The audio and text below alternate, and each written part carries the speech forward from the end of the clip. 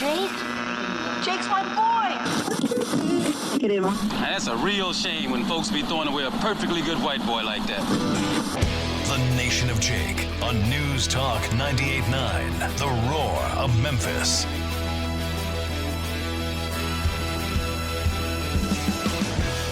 All right, let's go. Yes, have some. Here we go. Wednesday, November 30th, year of our Lord 2022. Sunny and 47 degrees. It's cooled off considerably since the storms. And we need a little wind here. Blustery, but much better than last night. Severe storms ripping through, knocked out power to thousands. I'm not sure what the outage map looks like right now. Last I checked, about 1,500 or so were out of power. And so I guess the folks over at MLG and W, along with Doug, old Doug McGowan, has he taken office yet as the president and CEO? I think he doesn't start till next week or something like that. Well, either way, they're doing all they can to get the power back on. All right. So today is the final day of No Shave November. As we turn the calendar tomorrow, Bud the producer, you've been working on this beard all month long. Are you going to shave it? You're going to keep it? I'm going to hold on to it. I want to go through the Christmas photos with it, see how it pans out. Oh, very nice. It'll be that Christmas that Bud had a beard. Memories that last a lifetime. All right, so you're not going to hold on, wait. You're not going to shave for another month. No, I'm really? just going to let it ride.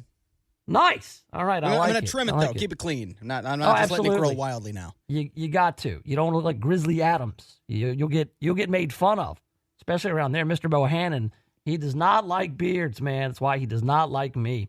All right, today on the program, Congress has decided to force a deal between the railroads and the unions to avert a strike. Now, the media is in damage control already because this is not going to make the unions happy. Old Amtrak Joe, Blue Collar Joe, Union Joe, he's in a tight spot here. We'll get the reaction from the unions to this railroad deal. Also, Memphis has made another list. You know, we see Memphis on lists of most dangerous cities. We see Memphis on all kinds of lists. This one, not so bad, but this is an international list. All right, so we are going to get into that in a little bit. Also today, before I forget, the Porter Leaf toy truck is at Poplar and Perkins Extended from 8 to 6, starting today. I believe the hours are different on weekends, but 8 to 6, Monday through Friday, is the Porter Leaf toy truck. They've been doing this for 21 years. They're looking for new unwrapped toys for kids 5 and under. All right, and so to celebrate the kickoff of the Porter Leaf toy truck, which is sponsored by International Paper, what is the greatest toy of all time? The greatest one of all time. I'm looking for Mr. Potato Head, maybe old school like Stretch Armstrong, maybe something like the Speak and Spell. We're talking about kids 5 and under. So you're talking about some learning toys, the See and Say, the Speak and Spell. But I already know what yours is. Lego. Transform. Oh, yeah, Legos. Lego. Transformers, that's a different class of toy. I mean, Transformers. Close second for me. As far as action figures go, I mean, do they count as action figures? Masters of the Universe, that kind of stuff. Yeah, action figures a little bit different. I mean, is that what you get for a kid who's 5 and under? I mean, those are little kids. Toys, you can go classic. You can go, yo-yos would be terrible for a little kid like that. My kid wanted a yo-yo a couple years ago, and I said, you're too small to yo-yo. She said, no, I can do it. And so we got her a yo-yo, and she couldn't. She was too short. She had to stand on the couch in order to yo-yo. So why don't we do that in honor of the Porter Leaf toy truck? Again, over there, what do they call that? Poplar Collection, whatever is it? By Chili's at Poplar and Perkins Extended. You know where I'm talking about. Go on over there, a new unwrapped toy for a kid 5 or under. And that's happening weeks for weeks. We'll keep letting you know about the Porter Leaf toy truck, powered there by International Paper. Appreciate those guys for partnering with us in order to let everybody know we're in the season of giving. So the greatest toy of all time on the Rick's Powder Coating text line, 683-0989. That's 901-683-0989. I actually dusted off one of my favorite old toys from back in the day. This thing is old school, probably worth a lot of money. I'll show it to you a little bit later in the program. All right, so we got plenty going on today. First up, here we go. The opening, once again delayed for the newest Shelby County Clerk's Office location. This organization has never failed. Never failed. The October 31st deadline came and went to open the new clerk's office in the southeastern part of the county, and now it looks like the Shelby County Clerk, Wanda Halbert, will not make the new December 1st target date either. Yeah, that's right. We are going to immediately notify you all when we are ready or close to even being ready. And that should be no later than the end of the month, 1st of December. Yep, end of the month. Here we are. 1st of December is tomorrow. And Wanda Halbert, the Shelby County Clerk, still hasn't let anybody know when this place is going to be open. All right. We got at the Shelby County Clerk's office at Poplar Plaza, where Midtown meets East Memphis. Long lines and growing frustration were ever present Tuesday afternoon. I cannot explain the long lines. Some customers reported waiting 3 hours or more to get service. How have the lines been for you? 683-0989. You know, we haven't seen a lot of the photos. This hasn't been a front of mind. This hasn't been in the news. But every so often, somebody will post on Facebook that they waited hours. And for whatever reason, I guess most people are going online. Most people might be renewing by mail. But there are times when you actually have to go to the Shelby County Clerk's office. And when you do, it seems like no matter when you go or what office you go to, you're going to stand in a long-ass line. I cannot explain the long lines. All right. So the wait is especially tiresome for customers who live near the new clerk's office location on Riverdale Road, which was originally supposed to open in March. Instead, the building still stands vacant, and residents nearby are joining locals in the line at the Poplar Plaza location. Now, Poplar Plaza there, Poplar and Highland, and then the one over at Mullen Station. Those where the lines are very long. Shelby County Mayor Lee Harris, his administration declared the Riverdale location good to go on Halloween, and that was all was left to all the work left was on Wanda Halbert's end. All right, that she was the one who is balls in her court. You know, hey, staff it up, get it all ready. She blamed anybody and everybody from the IT department for the county all the way to the Department of Homeland Security.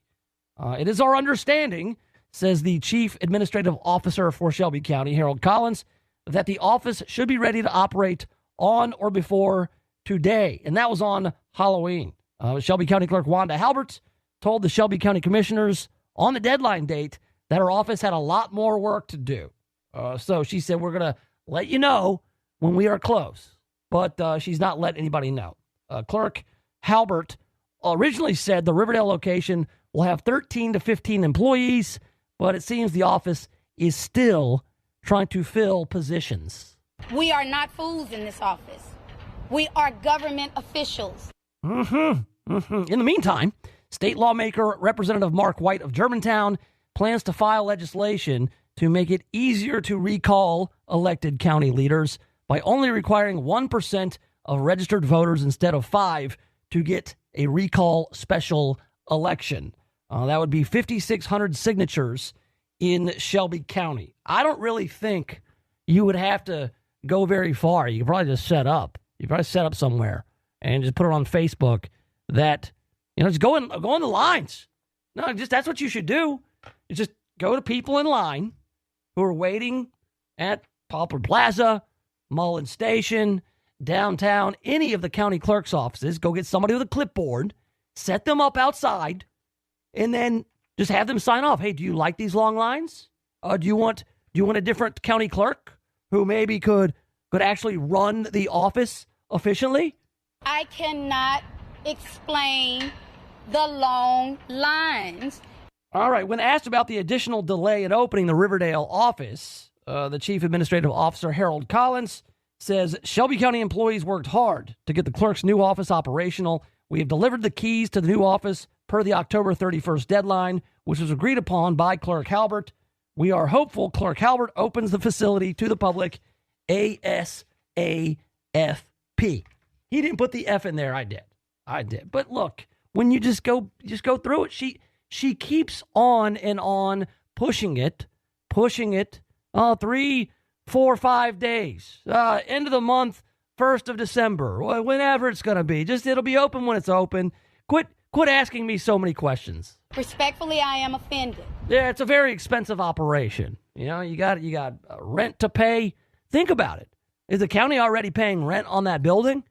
And the rent is not cheap. We're looking at $22,000, $14,000, $15,000, $17,000 a month. So, I mean, there you go. And let's not forget why there is a Riverdale office. Again, the Riverdale office is only opening because somebody, I'm a government official. forgot to sign the lease on the Germantown Exeter office. They forgot to renew the lease. Therefore, the landlord had to move on.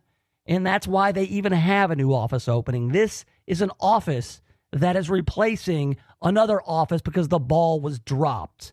There was a spectacular failure on part of Wanda Halbert. This organization has never failed. Never failed.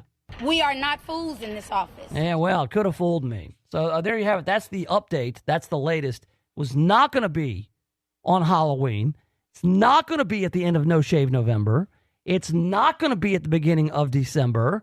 I guarantee you it will not be till 2023 before that office is open, because the person who is in charge of opening the office has proven time and time again that she is inept. We've never had a backlog. Never had a backlog, she says. And now she thinks you're stupid. She's inept. She can't do the job. She's proven she can't do the job. And how dare you point out that she can't do the job? It's never her fault. The office has never failed. This organization has never failed. Nope, not in the 4 years that she's been in charge of it. And she thinks you're stupid. So there you have it. But, hey, she won an election. To the victor go the spoils, or something like that. 683-0989, 683-0989. Got a couple things. Have you had problems lately with the Shelby County Clerk's office? Have you had to wait in line? Have you not gotten your new plate or sticker renewal? Whatever the case may be, I want to hear from you. 683-0989, 683-0989. Also, in honor of the toy truck from Porter Leith, looking for new unwrapped gifts for kids 5 and under over there at Poplar and Perkins Extended starting today. What is the greatest toy of all time? We'll get to your texts, and also we will see what's happening about this railroad strike. We'll do it all coming up next right here in the Nation of Jake. All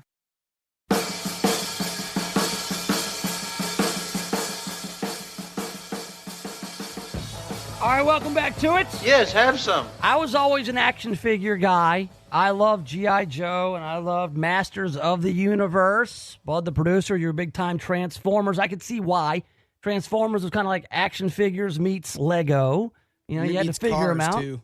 Yeah, cars, especially with Autobots. So, yeah, look, I loved plastic stuff. Growing up, I loved action figures especially. Batman, Superman, that kind of stuff. Like the big, tall, like almost like Barbie doll-sized superheroes, the Mego guys. They were huge. My sister was into Barbies, so I wanted some action figures that were about the same size.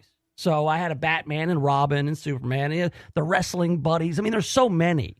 The Porter Leith toy truck is now open for business. If you want to get by there today, Monday through Friday, open 8 to 6. Get by the Poplar collection there at Poplar and Perkins Extended. I believe Ditch and Tim Van Horn were out there earlier. Maybe I'll get out there next week at some point and hang out, and we can talk toys as you donate an unwrapped new toy for a kid who's 5 and under, looking for kids 5 and under. So, this day and age, it's all like a lot of electronics. Do kids do the old school stuff anymore? Like the pull the string and the see and say, the cow goes moo. You can do that, or you could go with like the old school toys, like jacks. I don't know if jacks are good for kids 5 and under. That's a choking hazard, isn't it? Slinkies. Yo-yos, again, are tough just because of the physics of it all. My kid wanted a yo-yo so bad when she was about 5 or so, and I was like, if I get you a Duncan Imperial or something, string is longer than you are. So then you have to and you don't want to get into modifying yo-yo strings. It just kind of messes up, again, the physics of it. Tops, those are good, I guess, for little kids. Any kind of toy instruments are great. Parents love those. Toy drums, xylophones. Oh, man. It goes by so fast, but my kids had all that stuff. All of it.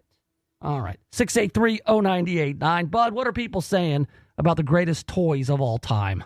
Well, I'm seeing Light Bright. Memphis Trash gave us a couple, actually. Light Bright, Nerf guns. I got another one. I'll get back to that. Susie says the Etch-a-Sketch. That was fun. Yeah, have you ever seen people who are just absolute Michelangelos with the Etch-a-Sketch? Yeah. I don't know. People with, so much patience. I've seen people who are prolific Etch-a-Sketchers. If you want to go on YouTube or something and you find some of these folks, masters of the Etch-a-Sketch, it's amazing. I made a maze once that was kind of cool. That's all. It was all 90-degree angles. I got nothing else. But it was funny. Yeah, so we got. Oh, and also Hungry Hungry Hippos and Metal Tonka Truck. I don't want to leave those out. Hungry Hippos is an all-timer, man. What a great concept. Or does that fall under board games? It does fall under board games, and I don't think that a 5-year-old really I don't know. It's chaos. So I think we played that when I was 5 and under. It's fine.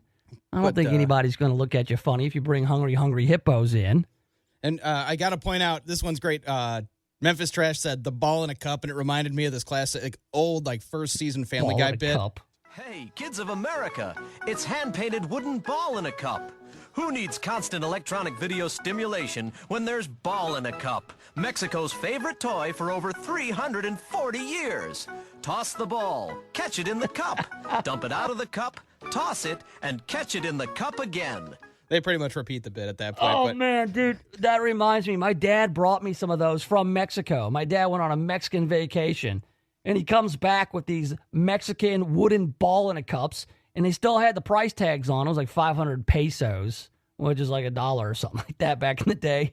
And I remember having these brightly painted Mexican ball in a cups. And I didn't say this. What am I supposed to do with this, Dad? And he's like, I don't know. It's from Mexico. Here you go. It was like that paddle, like the paddle with the rubber ball and the string and the elastic stuck to it. This is, Bud, it's what I grew up on. My mom is amazing at paddleball. Unbelievable. Like, I couldn't do it. I'm all getting hopelessly ensnarled in the paddleball. And my mom's over there just like, pop, pop, pop, pop, pop, pop. Unreal how good she was at paddleball. And then, if you acted up, you hit your little brother, she would take that paddle and she would hit you with it on the butt. So, what else we got? We got some classic stuff. Oh, yeah. Dirt Dog says the spirograph. Those are cool. That was like early 90s, wasn't it? That's old. But spirograph goes way back. That's 80s, dude. Oh, okay. Oh, yeah. It's funny. All these toys, they have a resurgence at some point. It's I see it with my kids, like with yo-yos or whatever it is, they all just kind of come back. They just keep on coming back. You're like, I remember those things. But now they've got something called a Bop It. Have you ever played Bop It before? Oh, yeah. I had one of those. So I never had one of those. That to me, that's a brand new toy. Yeah, it was probably a little after your time then. I think you were a little out of the target demographic. Well, yeah, we've got all these Bop Its. Bop It meant something way different when I was a kid. So, but now it's like this thing tells you what to do, you screw up. It's kind of like Simon Says. That's another one. Simon. Oh, what a fantastic toy that is, man. I was actually pretty good at Simon for a while. And then I kind of lost my touch. So the Rubik's Cube. Paula says what? No, Paul hit us up with a whole list here. I know you're about to get to the Rubik's Cube. Hey, we're going to save Paul's list. Okay. All right, because we got 2.5 hours of show, and we've got the Porter Leaf toy truck. It's open now. You got to get over there and donate. I love toy drives, man. I love it. When I was in a band, we did something around Christmas called Toys for Rock. Because, look, I never really played music for money. I never made any money. Money exchanged hands, but I was never in the black playing music. So I figured it was December of 2002 or something. And I'm like, you know what? Let's just do a toy drive, and then maybe more people will come out to the show. It was a huge show, and all we did was this. We hung out front when people came in to donate toys, and we just kind of remembered all the toys from our childhood. It's a lot of fun. So, Porter Leaf Toy Truck is open. Kids 5 and under looking for new unwrapped toys over at Poplar and Perkins Extended there in the Poplar Collection over by the Chili's. It'll be open 8 to 6 weekdays and also on weekends as well. So if you get by there, drop off a toy. All right, let's talk about this railroad strike. Seems like Congress had to get involved. Details coming up next right here in the Nation of Jake.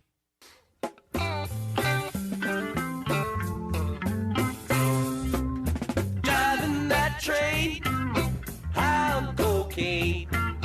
Casey Jones, you better watch your speed. All right, welcome back. Trouble ahead. Nation of Jake, News Talk 98.9, the roar of Memphis. Yeah, driving that train, high on cocaine, man. I come from a railroad family, I'll have you know. All right, I've never worked on a railroad myself, but I grew up in Germantown right by the railroad tracks. I would actually walk sometimes on the railroad tracks to school and on the railroad tracks home from school, even though I've been told the stories my whole life.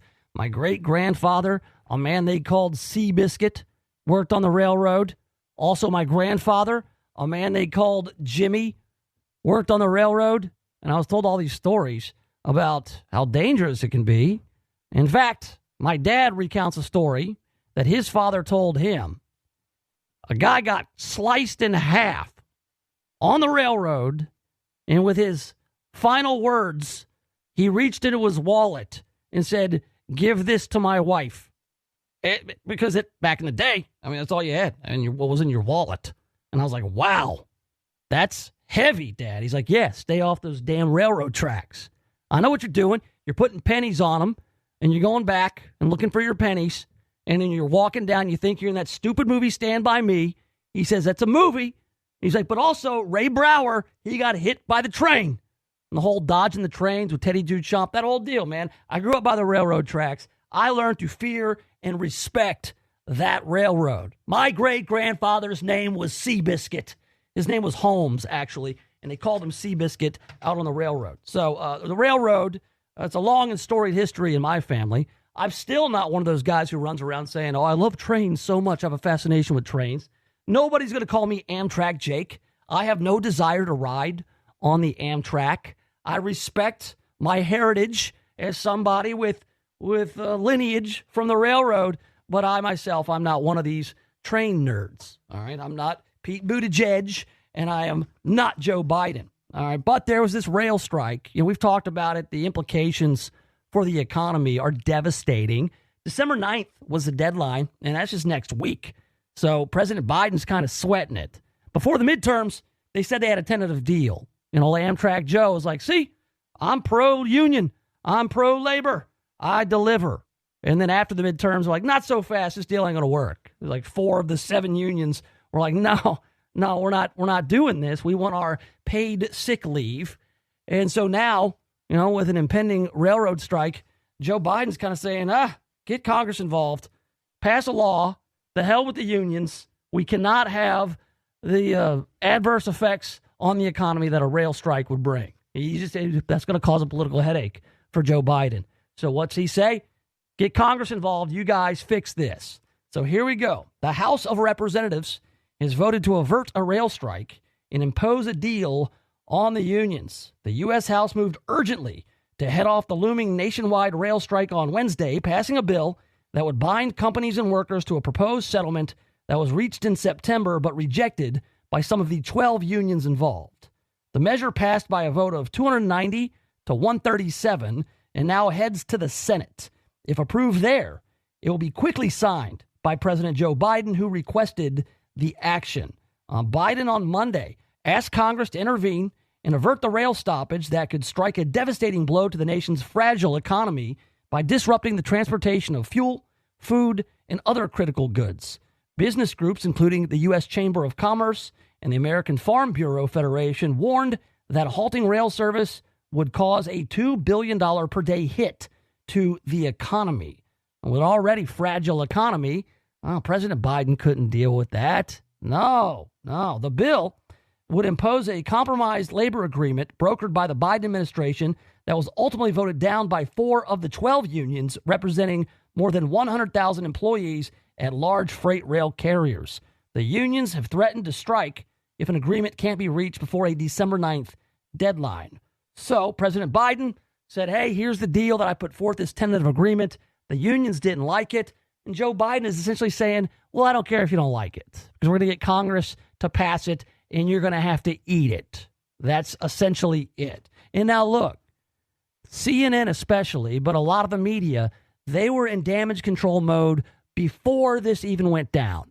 If you go to CNN, they give you the inside look on this difficult decision that Joe Biden had to make. Because Joe Biden likes to go out and tout his big labor bona fides, they call it. Oh, and they're just talking about how he had to himself labor over this decision, essentially to go against the unions and shove this deal in their faces and go through Congress to do it.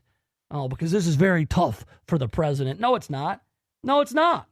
It's absolutely not tough for the president. Look, Joe Biden has never put on a hard hat.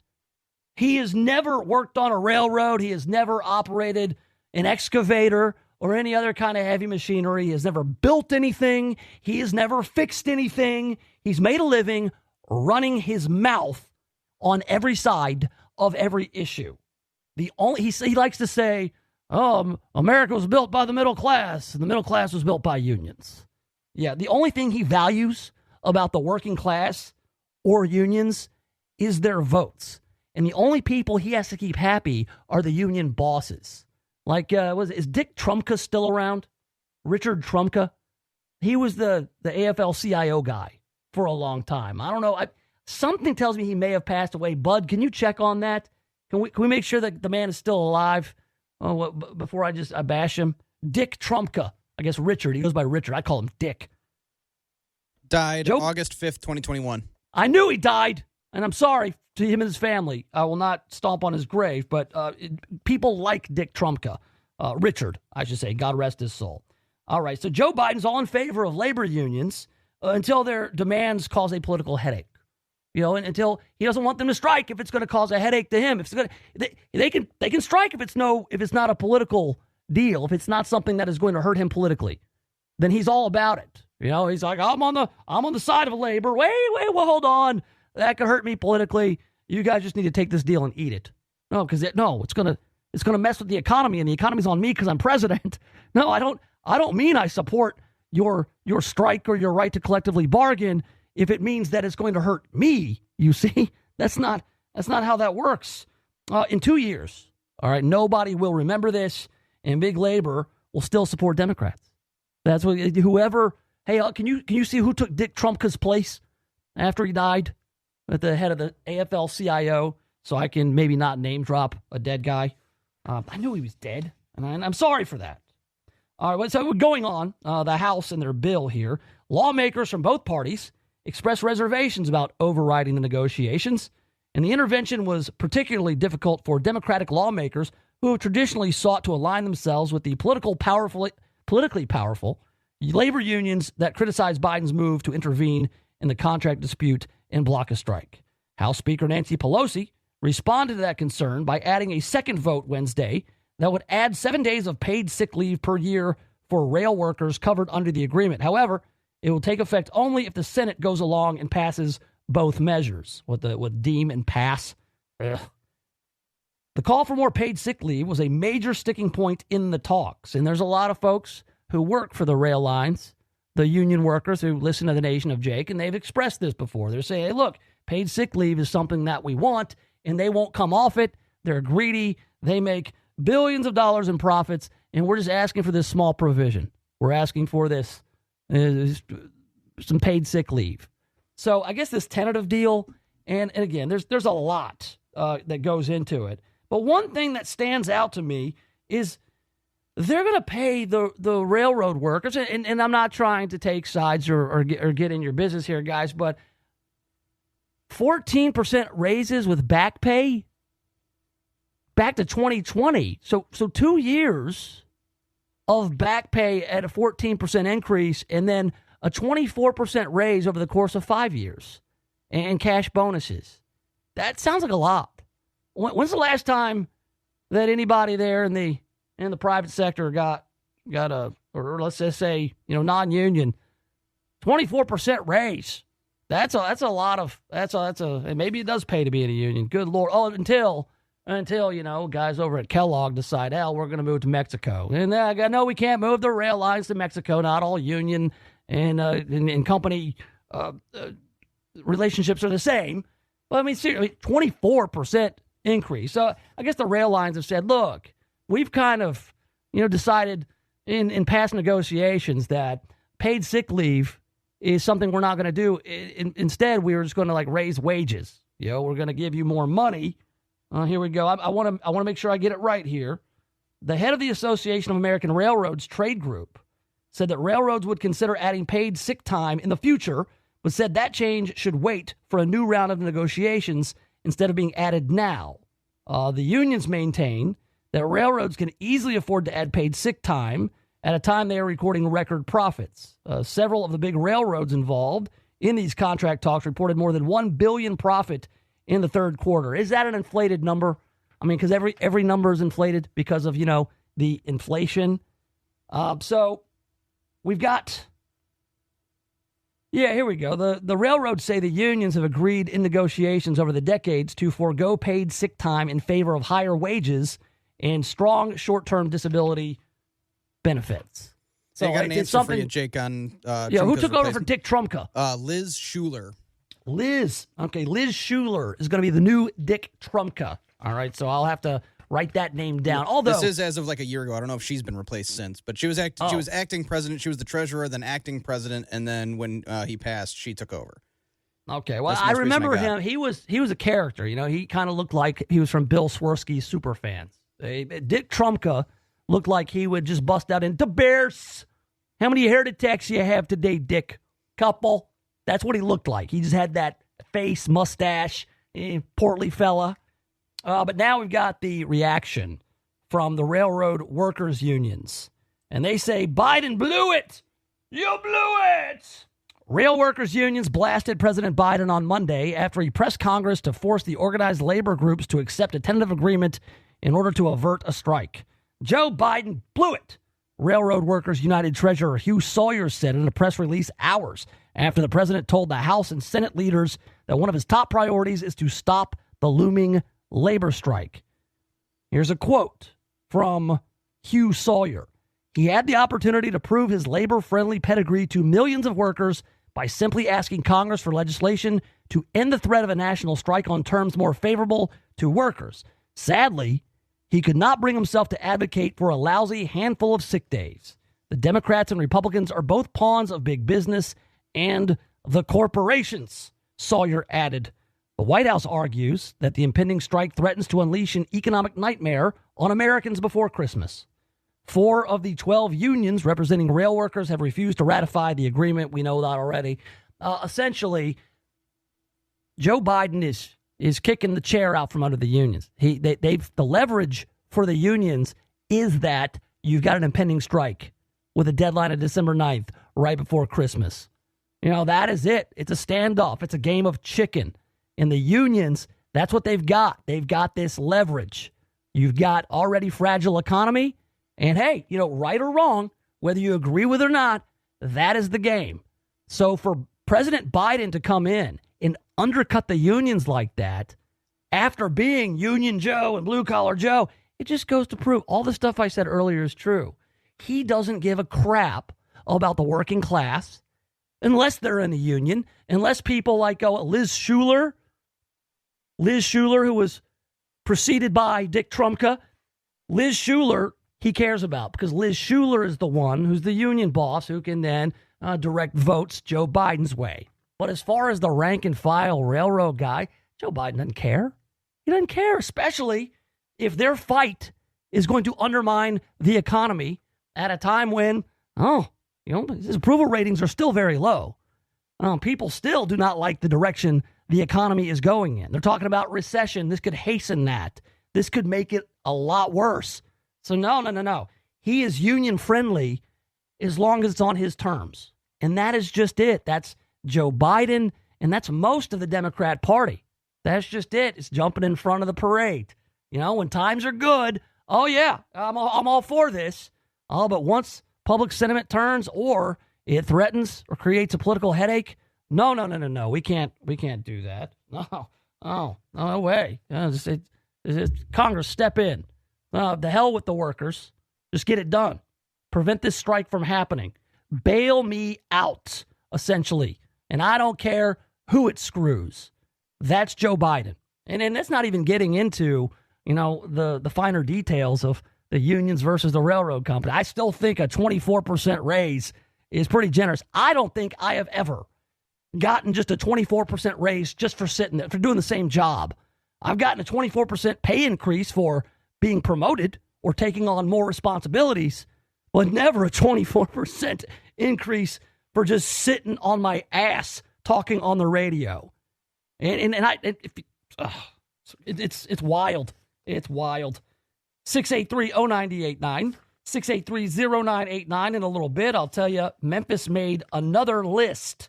All right, usually most dangerous cities, worst quality of life. It's not like that this time. We'll talk about that in a little bit. We'll also get to more local headlines. We'll see what's trending in the Twitterverse. We got so much more today on the Nation of Jake, but I want to go back to the text line, 683-0989, 683-0989, the greatest toys of all time. I actually found one of my old toys from the early 80s. I'm going to tell you which one it was next right here in the Nation of Jake.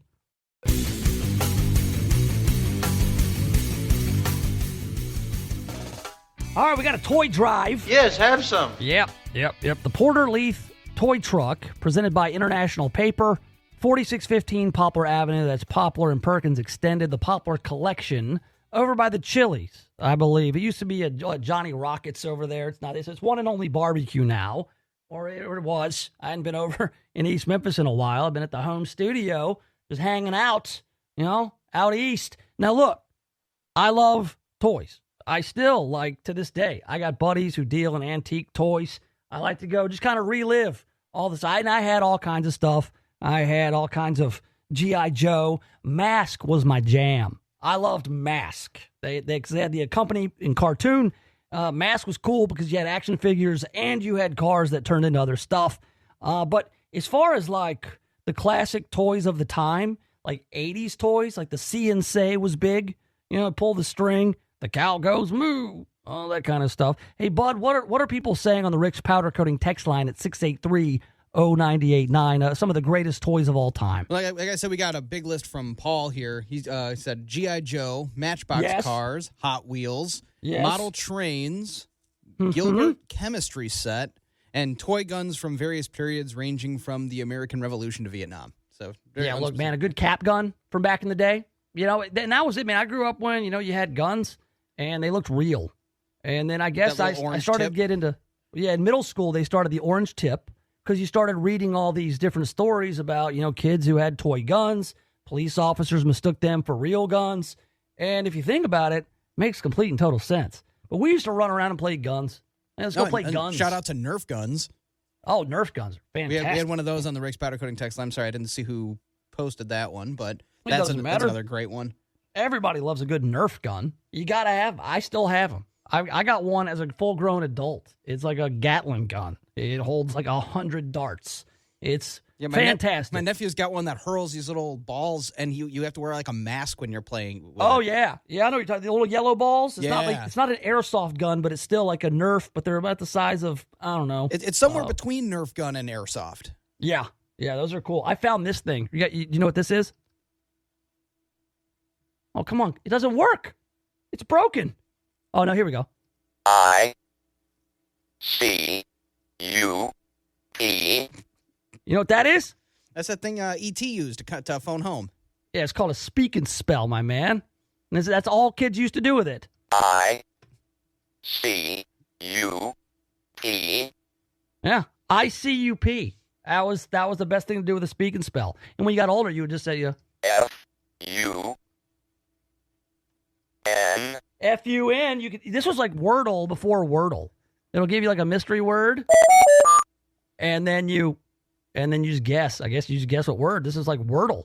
It's funny, man. The New York Times bought Wordle for millions of dollars, And all it is the guess the word on the speak and spell. What do we start with? Guess the word. We got to start with an R. R. Got it. R. What's the RSTLNE? RS? S. No. T. No. L? L. No. What the hell word is this? N. I got one. 1, 2, 3, 4, 5, 6, 7 letter word. It's got an R and an N and an E. E. Nope. All right, where do you go? A? A. Whoa! All right, it's still a Wordle. And the thing is, this guy's a jerk. N. If you don't get the word, N. I win. I win. So yeah, but still, it's pretty much speak and spell. I. C. U. P. I can't believe this thing still works. It's pretty amazing that I've had it for years and years. Some high quality construction there. Yeah, I know. Manufacturing, there's the word. Dude, Texas Instruments made the speak and spell. And what's with all the alliteration back in the day? Speak and spell, see and say, sit and spin. Those are all You still remember them, don't you? Oh, yeah, absolutely. Oh, the big wheel. Oh, man. That's where all the drifting comes from these days, is kids on their big wheels. Hey, let's get into some local headlines. We'll do some more World's Greatest Toys. Keep it right here. It's the Nation of Jake. Damn, boy. That's what I'm talking about, Jake. I've worked in the private sector. They expect results. The Nation of Jake on News Talk 98.9, The Roar of Memphis.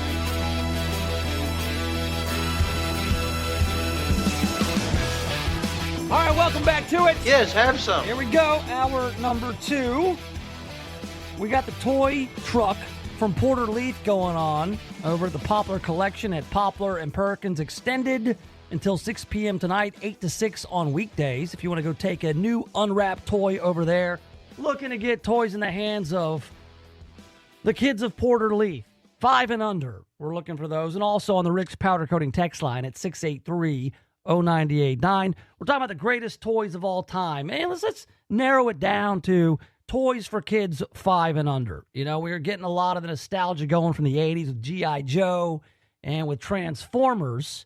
But let's dial it down into gifts you would actually get for a kid who is 5 and under. The best toddler toys, so to speak, on the Rick's Powder Coating text line. Give you some ideas, and maybe you can make your way out there and donate a toy or two for the Porter Leith toy truck presented by International Paper at the Poplar Collection. Something nice to do throughout the holidays. 683-0989. Or if you got anything else for me at all, something that's happening in the news right before your eyes, and you want to report it, break some news here in the Nation of Jake, you can do that. In a little bit, we will see what is trending in the Twitterverse. Elon Musk, always part of the conversation when we talk about Twitter. I guess he is starting to maybe talk about Twitter's role in swaying elections. He has all the data. I mean, that's part of it. It came with the website. When he bought the website, he got all of the website. So he says he's going to release some information that's going to show just how Twitter might have altered the outcome of an election or two. We'll get into that in a little bit.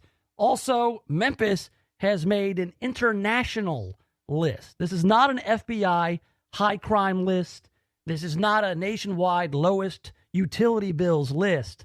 This is a global list. So Memphis, a global destination? Question mark. Find out here in a few minutes. All right, let's get into some headlines from around Memphis and the Mid-South. On the Nation of Jake News Network, top story today, the October 31st deadline came and went to open the new Shelby County Clerk's office there on Riverdale. Wanda Halbert had told us that it was going to be October 31st. Then it turned into, well, it's not going to be October 31st, but it's going to be the end of November or beginning of December. We are going to immediately notify you all when we are ready or close to even being ready. And that should be no later than the end of the month, 1st of December. Well, end of the month is today, being No Shave November 30th. And the calendar turns tomorrow to Dio-cember, in which we will celebrate the great Ronnie James Dio for a month. But right now, we've got no We got no Shelby County Clerk's office over on Riverdale. I mean, they're paying rent already. They just don't have it together. The CAO of the county, Harold Collins, he's delivered the keys, says the building is ready to go. This is on you, Wanda Halbert. Why is it not open? Well, it's very simple. She does not know how to manage the operation. This organization has never failed. Never failed, she says. Except you keep on missing deadlines. Lines outside the Shelby County Clerk's offices, whether it's Mullen Station, downtown, Poplar Plaza, they remain long. Long lines to wait. You know, people not getting their tags. There are plenty of stories. Some people are getting their tags. I've had a few people who have said, it just took me 10 days, like she said. So that's good. You got a good service from the Shelby County Clerk, but a lot of people are having to wait and wait and wait. I cannot explain the long lines. So I guess they're still hiring people. I guess they're still getting the IT guys in there to run some cables. I guess the Department of Homeland Security is still doing what they need to do. I'm probably on point in guessing it's going to be 2023 before they open the doors over there to the Shelby County Clerk's office, Riverdale. How much is the rent over there? Do we know? Do we know what the rent is over there? We're looking at $22,000, $14,000, $15,000, $17,000 a month. 22, 14, 15, 17. Good Lord. All right, so we've got some other headlines here. We got a man with a gun and stolen vehicle was caught on the campus over there at U of M. Police say a man in a stolen vehicle was arrested on the University of Memphis campus Monday after he hit a campus cop car and was involved in another accident nearby. James Cone, age 34, of Hernando, Mississippi, was charged with aggravated assault, theft of property, carrying a weapon on school property, and 3 counts of unlawful possession of a catalytic converter. University police said they spotted Cone in a white GMC truck that had been involved in a theft on campus days earlier. Officers said when they approached the vehicle, Cone took off and hit a UMPD car with an officer inside. Police said Cone jumped out of the truck after hitting another car at Central and Zach Curlin. Officer said Cone dropped a pistol as he fled the scene and was eventually taken into custody. You know, it's so cartoonish, and it's like you're being pursued by cops. You crash into a cop car. When you get out of the cop car, you have guns flying out of your waistband. It's like if you were to make a cartoon about that situation, it would look just like that. Police said the white GMC he was driving was stolen on November 10th. And lucky for him, stealing a car is just a BS case nowadays. Steal a car, no big deal. At least what you're doing wasn't violent. He's ripping off catalytic converters. Is that violent? We'll have to see. We'll have to see what King Steve Mulroy says about it. I mean, like, he just stole one car. I grant thee freedom. It was a stolen truck. They recovered 3 catalytic converters and a toolbox from the stolen vehicle. Cone is being held on $10,000 bond and is scheduled to be in court on December 13th. So I guess he's out until 5, 7, 10, 12 days, 14 days from now. We've got a man who was arrested after attacking his family members in an apartment. And in this attack, he threw a toddler. A Memphis man is facing serious charges after he allegedly threw a 2-year-old boy across a room and attacked the child's aunt. According to a police affidavit, officers were called to an apartment complex on River Trace Drive. When they arrived, they found 3 adult victims and 1 child. Police said it started after Amber Jameson, who was visiting, was asked to leave due to her behavior. That's when Jameson allegedly walked outside and made a phone call telling someone she had just been jumped by 3 adults who were present. In the affidavit, it says Johnson, Jiren Neal, and an unknown female kicked in the front door and were armed with a gun and sledgehammer. Neal allegedly began to pistol whip 2 of the victims. The 3rd victim was found hiding in a closet with her 2-year-old nephew. She said when Neal found them, he grabbed and threw the toddler across the room. All right, look, I have thrown toddlers before, but it's usually like up into the air to catch them. And when I say toddlers, I mean my own children. 2 years old's a good throwing age. You throw them up in the air and you catch them. You can throw them, say, in a pool. I've thrown toddlers in a pool. Of course, there was somebody there to receive them, or if the toddler could swim, they could swim to safety. I have thrown toddlers on a bed before. Kids love that kind of thing. But I would never throw a toddler with reckless abandon across a room. I'm trying to think myself, like, that'd be hard to do. You know how there's something in your head, like as a normal person, that stops you from doing awful things. I mean, if you're a good person, you have that thing in your head. I don't know if I would be physically capable of taking a 2-year-old child and throwing the child across the room. Think about that. It's kind of like when you freeze up, when you try, hey, jump. I can't do it. You're on the high dive. Like, something, whatever that is, that flight or fight mechanism that won't let you do it. I think I would experience that if somebody said, hey, pick up that child, the 2-year-old, and throw it across the room as hard as you can. I don't think I could do it. Bud, could you do it? No, I'd say probably not, no. How far do you think you could throw a 2-year-old, Bud? Oh, that's a good question. It's a great question. 10, Although, I hope the kid's okay. This is a pretty awful story. I got on a little tangent there, but I'm trying to think of how somebody looks at a 2-year-old munchkin and says, hey, you want to throw it? You don't throw it. You want to give a hug. Hey, you'll play around. Wrestle around a little bit. You don't throw the kid. All right, the victim said Neil then threw the toddler again. Twice. He threw the kid twice. I'm trying to wrap my mind around being able to do it once. And this guy's just throwing toddlers around. That's evil. He threw the toddler again and told Jameson to take whatever she wanted from the home.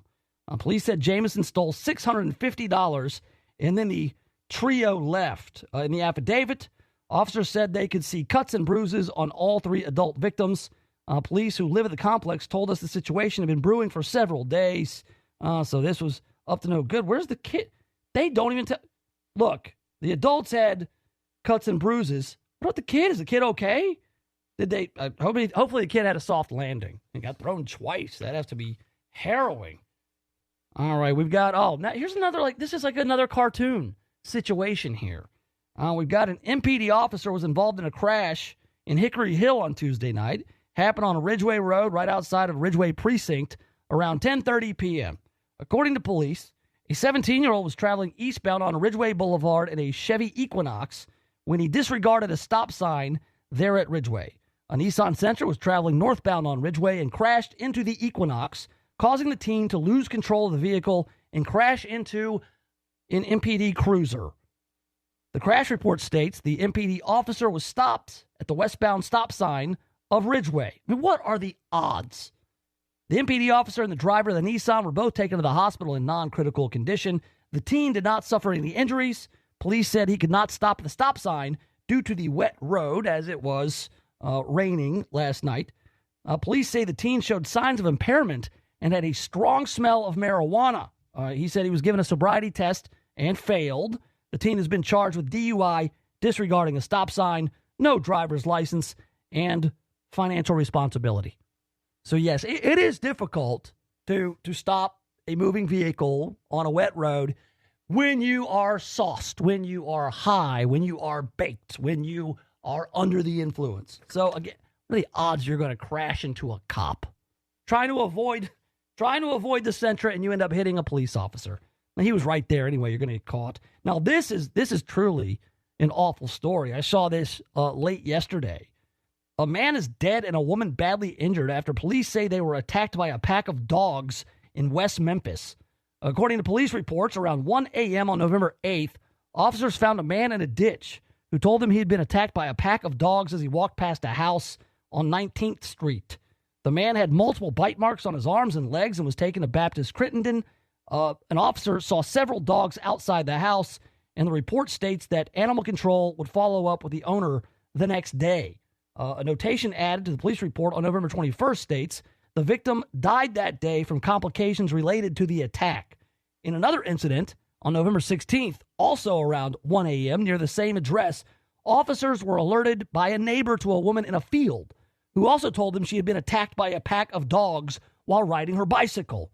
The neighbor said she and her husband saw the attack and managed to scare the dogs off until police arrived. Officers noted severe injuries to the woman's ankle with portions missing and bite marks on her arm. The woman, who was barely able to answer the officers' questions, was taken to Regional 1. Animal Control was contacted but did not come to the scene this time. What are they doing at Animal Control in West Memphis? When the West Memphis police say 10 dogs were voluntarily given up by their owner at the home on Tuesday. A pack of 10 dogs who had an owner at a residence, killed a person and severely maimed another, and Animal Control was like, we'll get to it when we get to it. Pack of wild dogs. Look, one dog I believe I could take. You give up a lesser limb and punch it in the dog head until it passes out. 2 dogs, a little tougher. But man, 10 dogs, you got no shot. You've got no shot. They're going to rip you apart. That is awful. Terrible story. Good Lord. 683-0989. 683-0989. That is the Rick's Powder Coating text line. Anything you want to talk about? Greatest toys of all time in honor of the Porter Leaf toy truck presented by International Paper. We can talk about that. Also, we will see what is trending in the Twitterverse. What is Elon Musk going to show us about Twitter meddling in elections? That's one of the questions today. Coming up, Memphis has made another list, this time going international. We'll talk about that next right here in the Nation of Jake.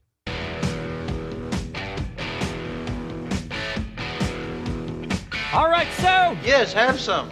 Here we go. We got what's trending in the Twitterverse coming up. Also, we have more porch pirates. 'Tis the season, and a lot of people are doing online shopping, having stuff delivered to the house. If you do too much online shopping, you have a bunch of boxes stacked up on your front porch every day, and you become a target. We've got a couple different stories of porch pirates and also what you can do to thwart the porch pirates. And no, it's not anything fun like electrocuting them or having a trap door installed. They frown on that kind of stuff. Booby trapping your porch is probably going to get you into more trouble than it's worth. But more on porch pirates coming up. They've actually got over at Fox 13. They've got a very clear photo of a young woman who decided to do some porch pirating. And I just know that once that gets posted on Facebook, and I'm looking for it, somebody knows who she is. And somebody's going to name drop her, and her life is going to get very difficult because it's a clear shot. I mean, you can see her face, you can see her full figure. So, yeah, we're going to find out who she is, hopefully. All right, so Memphis has been named one of the global 23 best places to go in 2023. So you get it? 23 places in 2023. It's a global list. Only 2 places in the entire United States were listed. When we say global, but you know what we mean by global, right? That's like the whole planet, right? On the planet. Really? In the universe. Oh, did I get it? Until we can get to Mars. I mean, this is like the universe. It's all the same, right? Memphis has been named to the global list of 23 best places to go in 2023 and the 23 best places to go in the U.S. in 2023. How can you be on the best places on the globe and not be on the best places in the U.S.? That's kind of like a LSAT question. Now, the Condé Nast Traveler Guide has named Memphis to this prestigious honor. Memphis Tourism made the announcement Wednesday morning. That's this morning. Memphis is one of only 2 destinations from the U.S. to make the prestigious global list in Condé Nast Traveler's 23 best places to go. This is very redundant. The city of Memphis has been quietly reshaping itself to be the hottest destination in Tennessee, writes Kelsey Ogletree, a contributor for Condé Nast Traveler. Over the past decade, its downtown has invested billions in revitalization projects, and now visitors can begin reaping the benefits. And so I went on this list. I went online to, I guess, this Condé Nast Traveler website, and I looked for Memphis. And it seems like somebody over at the Memphis River Parks Partnership has some friends at Condé Nast because it's pretty much all about the Tom Lee Park redesign. That's all of it. Is they're saying that Memphis is one of the top global destinations in the year 2023 because they built a large wooden badger down at Tomley Park. Here we go. Nashville claims a lot of national buzz, but the city of Memphis has quietly been reshaping itself to be the hottest destination in Tennessee. An upgraded Tomley Park will open downtown in 2023 and in time for Memphis in May, a month-long festival celebrating the city's culture with the famed Beale Street Music Festival and the World Championship Barbecue Cooking Contest. If they only knew the dynamic between the Memphis River Parks Partnership, who is in charge of the Tomley Park redesign, and Memphis in May, those two do not like each other very much, but they're getting ink on this global list of 23 places. The $60 million transformation will add new pavilions, meditative paths, riverfront seating, sound gardens, and the canopy walk connecting the park to downtown, all in a fitting tribute to the park's heroic namesake, a black Memphian who, nearly a century ago, rescued passengers from a sinking steamboat on the Mississippi River. So, I mean, that's pretty much it. Then they go into some of the hotels and food spots, but mostly it's about the Tomley Park redesign. So, I always like to see Memphis in the news for something positive. I mean, I think it's great that they're on this list alongside places like Egypt. I mean, really, I'm going through. They're saying, hey, Egypt, go see the pyramids. Or if you want to see a pyramid, you can go to Memphis too. And you go see the large wooden river otter that they're building down there in Tomley Park. I think somebody, Carol Coletta, got in touch with the friends over there at the old Condé Nast and said, hey, do a write-up. We're getting the crap beat out of us by the local media in Memphis in May. We need this. I'm almost certain that's how it went down. Hey, let's see what's trending in the Twitterverse. We'll do it next right here in the Nation of Jake.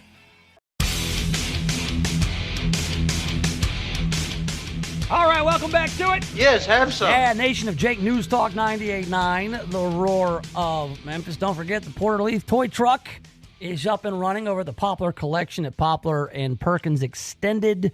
Looking for new unwrapped toys for kids 5 and under. It's presented by International Paper. That should be one of the things on your list to do this holiday season is go donate a toy to the Porter Leaf toy truck. 8 to 6 weekdays. Also some weekend hours. I guess I need to get the exact weekend hours for you. A lot of you guys work. You Nation of Jake folks. You guys all have jobs. You respectable members of society. All right. 683-0989. 683-0989 is the Rick's Powder Coating text line. Hey, Bud the producer, we got the Wheel of Weird coming up. It's Wednesday, so we like alliteration like most radio shows. We spin the Wheel of Weird. Can we get a peek at the topics on the Wheel of Weird today? Yeah, sure. So today we've got paper receipts, outdated textbooks, food fights, graffiti, counterfeit lawn equipment, and smart TV firmware. Oh, I'm hoping for counterfeit lawn equipment. That sounds intriguing.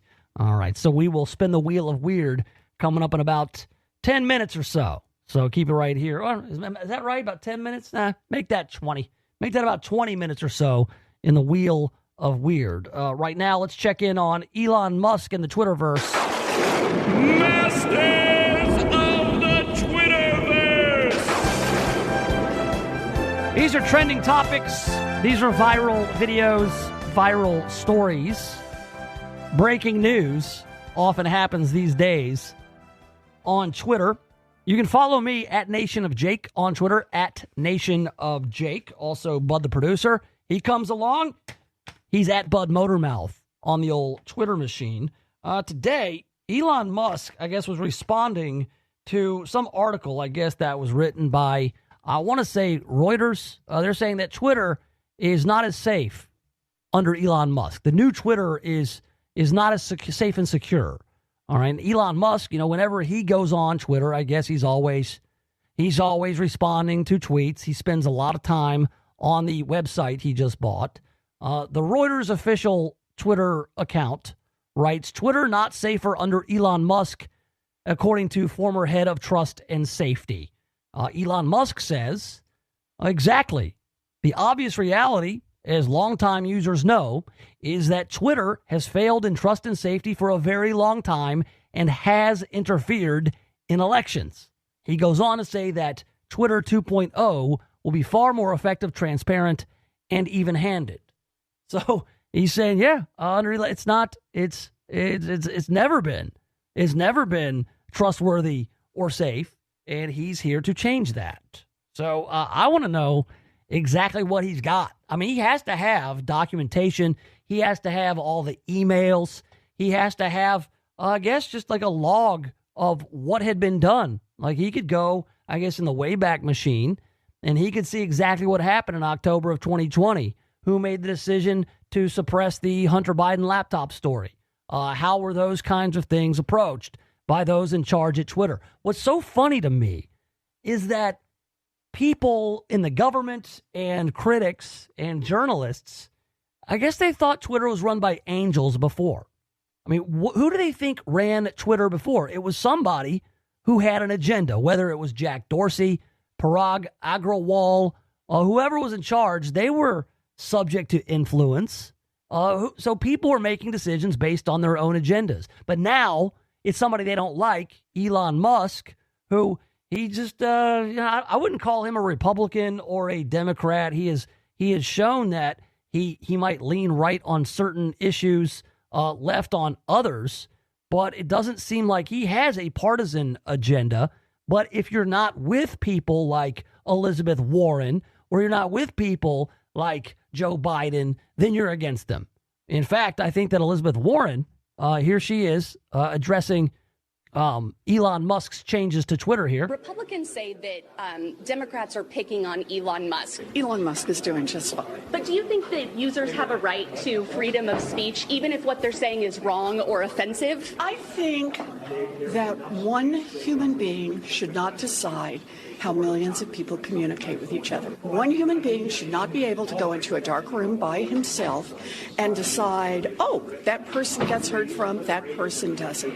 That's not how it should work. How does she think it worked before? I mean, whether it's one person in a dark room, which is not a team of people, because that's how it was working. There were all kinds of curation teams at Twitter, people with agendas. We had a whole portal, didn't we? The federal government was trying to influence what people could and could not put up on the website. So what is Elizabeth Warren talking about? But those two, Elizabeth Warren and Elon Musk, they've famously beefed on Twitter. I think that Elon Musk called her Senator Karen at one point. So yeah, she was just disgusted by the question. I think Elon Musk is doing just fine. She always sounds so exasperated. It's just she wants to, that woman, Senator Warren out of Massachusetts, she would have no problem passing any and every law she could to control every aspect of your life. That's who she is. Bud, the producer, what you got? So there's this great clip circulating of Piers Morgan with someone, a guy named Alexi Lalas. I don't know how to say Alexi Lalas, soccer guy. Yeah. So they were going at it about. Remember that there was that chant you played yesterday. It's called soccer. I don't know. Yeah. I don't know if this was a direct result of that, but in the wake of that, there was this argument going on when they were doing some coverage. What are you going to call it, by the way? When the World Cup goes to America, you can't keep calling it soccer. Hell yeah, we can. It's a soccer tournament. Football World Cup. You can't. It's a big old soccer tournament. Everybody come on in and have a good time. Gigantic football. No, absolutely not, Pierce. I mean, so big old soccer tournament is what they'll call it when it comes to the U.S. Well, the whole it's called soccer thing, that's a huge marketing push for the World Cup. You've got America, we call it soccer. The rest of the world calls it football. I think that there was a Peyton Manning and David Beckham commercial. I think it was for Cheetos or something. I don't even know it was Doritos. What was it? It was some sort of chips. It was some sort of snack. And they had a huge, 2-minute long commercial about soccer versus football. And you had all the Americans calling it soccer, the rest of the world calling it football. So that's been kind of like I would say AstroTurf marketing campaign, the football versus really, it's soccer working. thing. It's got my attention. So I don't even here's what they have us beat on, Bud. They've got us beat on the play-by-play calls. All right, the rest of the world, they get super excited about goals, even goals by the U.S. The goal yesterday in the U.S.'s 1-0 win over Iran. Christian Pulisic with the only goal of the game, and he gets kicked in the nards. This was the call by somebody south of the border. Otra vez Taylor. Para Weston McGee. Se mete Serginho. Vino para Serginho Dest. El toque medio, punición.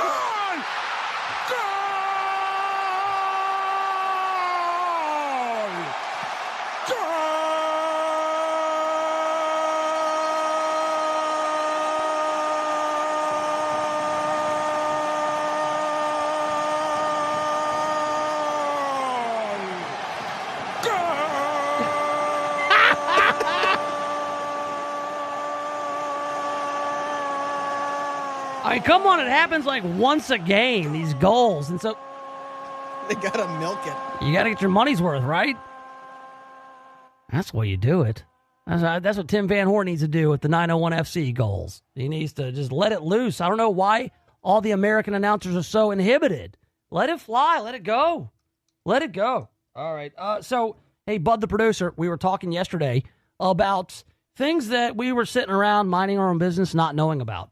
Like Balenciaga. Have you figured out what a Balenciaga is yet? It's just awful. Yeah, again, this is like a brand. I guess they make shoes, they make clothes, and they market them with toddlers in bondage gear or something. No, holding bears with bondage gear. Right. But still. Or whatever. It's still not great, but. Not cool at all. The other thing was a Nick Fuentes. I didn't know what a Nick Fuentes was. And so everybody agrees that this guy is generally awful. This Nick Fuentes character, President Trump invited Kanye West to go to dinner, and Kanye brought this Nick Fuentes guy around. So Ye has been hanging out with Nick Fuentes, who is a noted white supremacist anti-Semite, or at least that's his brand. You would think somebody like that, you wouldn't want to give a huge platform. But enter Jimmy Kimmel. Jimmy Kimmel just showed a clip of Nick Fuentes on his show the other night, and here's how that went. Yeah, see, I never heard of the guy, but he's a 24-year-old virgin who was one of those very fine people on both sides. And that wasn't a joke. In Charlottesville.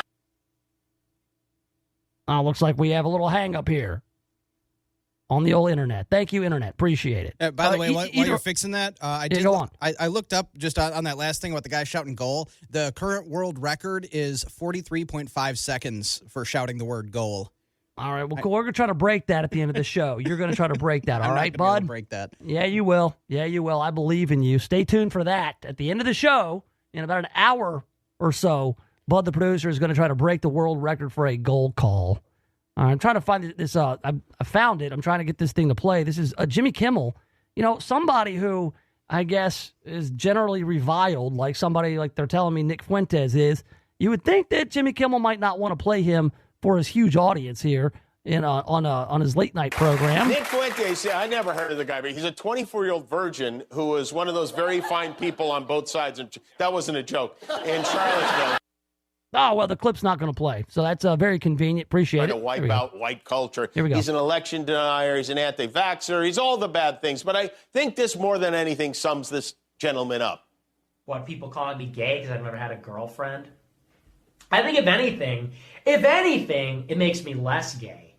Never having a girlfriend, never having sex with a woman, really makes you more heterosexual. Because honestly, dating women is gay. Having sex with women is gay. And having sex with men is gay. And you know, it's all gay. I mean, hold on. Like, that was, if he's being serious, that's a very odd thing to say, but I think that he was probably joking. And so he made this clip about, you know, having sex with women is gay, and then Jimmy Kimmel's laughing at it. And I'm thinking to myself, it makes me want to check out this guy's comedy. It made Jimmy Kimmel laugh. I mean, this guy, that clip made me laugh. Again, knowing nothing else about the guy, if Jimmy Kimmel's like showing clips of this guy saying ridiculous things that might be funny, he's giving him a huge platform. And so it seems like, didn't you learn anything? When you give people huge platforms, you might get the opposite of what you're trying to do. You're trying to belittle or demean them, but you end up making them famous. You know how we got the Kardashians? Good Lord. What else you got, bud?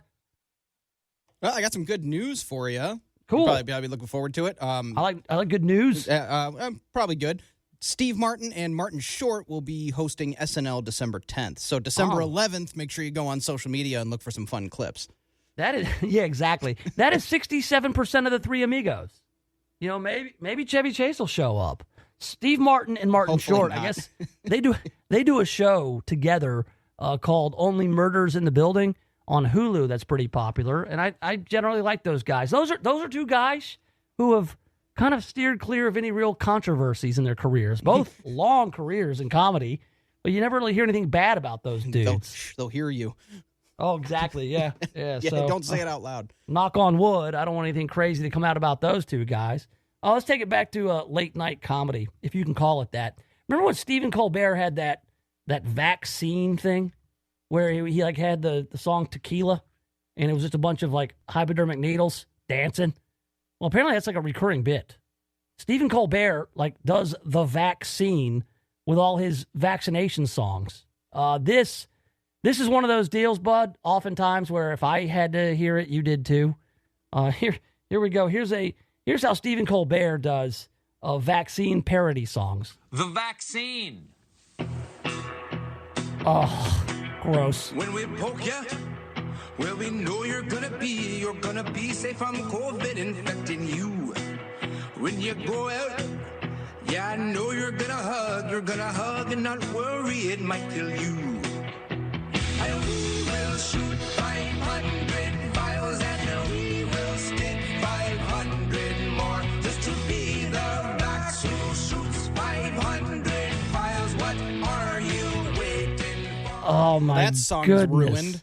Oh, well, that song was terrible to begin with, but the whole time I'm watching this, he's got his little cartoon hypodermic needles, cartoon syringes dancing around him, and Stephen Colbert is just sitting there dancing to it.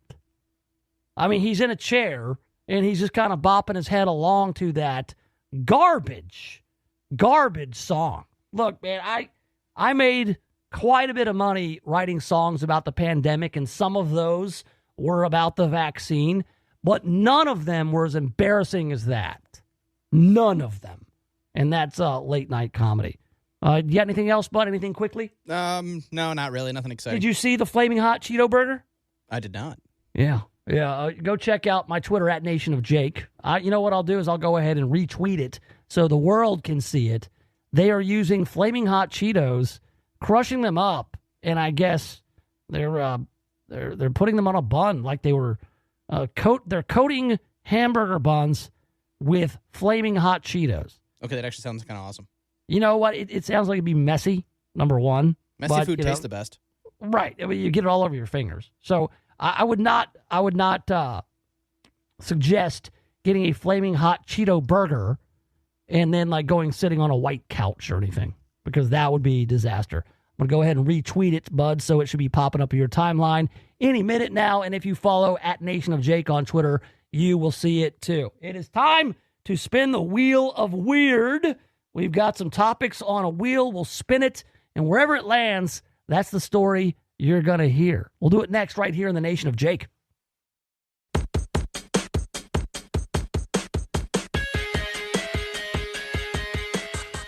All right, welcome back to the Nation of Jake. Yes, have some. Yeah, here we go. We got hour 3 is forthcoming. We got Name Drop, 683-0989. Got a pair of Malco movie passes for you. If you want to play, get ready to call 683-0989. But first, we promised you we would play Wheel of Weird. We would spin the wheel. Let's go.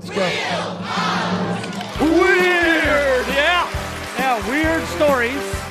They really just don't have a place in the program. So we have carved out our own little spot here in the Wheel of Weird. Now, Bud, the producer, has a wheel in the studio. On that wheel are 6 topics. Bud, what are the topics on the wheel today? So we've got paper receipts, outdated textbooks, food fights, graffiti, counterfeit lawn equipment, and smart TV firmware. The counterfeit lawn equipment. Who? That's the hell does that even mean? All right, let's spin this wheel and see where it lands.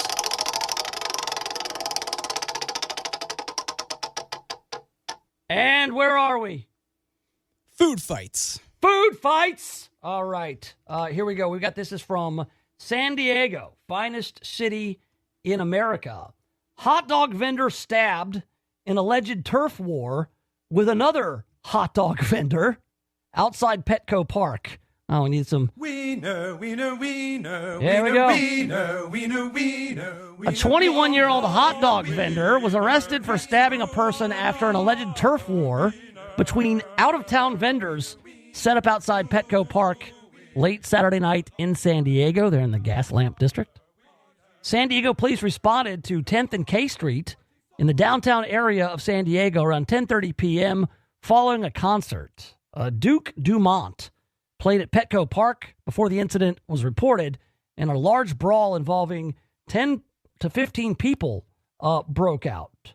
As tempers flared, witnesses said hot dog vendors from Los Angeles were set up in areas where San Diego hot dog vendors typically sling food, and a physical altercation of territory ensued. That's a big-time rivalry, man. L.A. and San Diego. I mean, coming off the MLB playoffs with the Padres and the Dodgers. Hell, the San Diego Chargers moved up to L.A. A lot of bad blood. In a press release, San Diego police told CBS 8 San Diego that a group of food vendors got into a verbal argument resulting in a 31-year-old man being stabbed in the back. San Diego police deployed pepper spray, according to Lieutenant Robert Stinson, which is common to disperse rowdy and unruly crowds engaged in hostile activity, according to the department. A video from OnScene.tv showed multiple people being treated on scene by SD Fire and Rescue Department from pepper spray being deployed. The male victim who was stabbed was transported to an area hospital with non-life-threatening injuries. Additional video from OnScene.tv showed people buying and devouring hot dogs as others were being medically treated while police investigated the crime. Well, yeah, hey, you work up a hunger. You get into a turf war. You start backing your guy, whether it's your L.A. guys or your San Diego guys, and then you get pepper sprayed, and then that works up an appetite. So you get hungry, and you got to go munch on some old wieners there. Wiener. So it's not your traditional food fight. I mean, it was an actual fight that started over food. And I don't think any wieners were hurled at anybody. The old wiener slapping you in the face during a brawl. Hey, let's play Name Drop now. That'll be fun. Got some Malco movie passes. If you want to play Name Drop, call 901-683-0989. That's 901-683-0989 to play Name Drop. We'll do it next right here in the Nation of Jake. Jake, where'd you get those boots? But he's got meat between his ears. Yeah. The Nation of Jake on News Talk 98.9, The Roar of Memphis.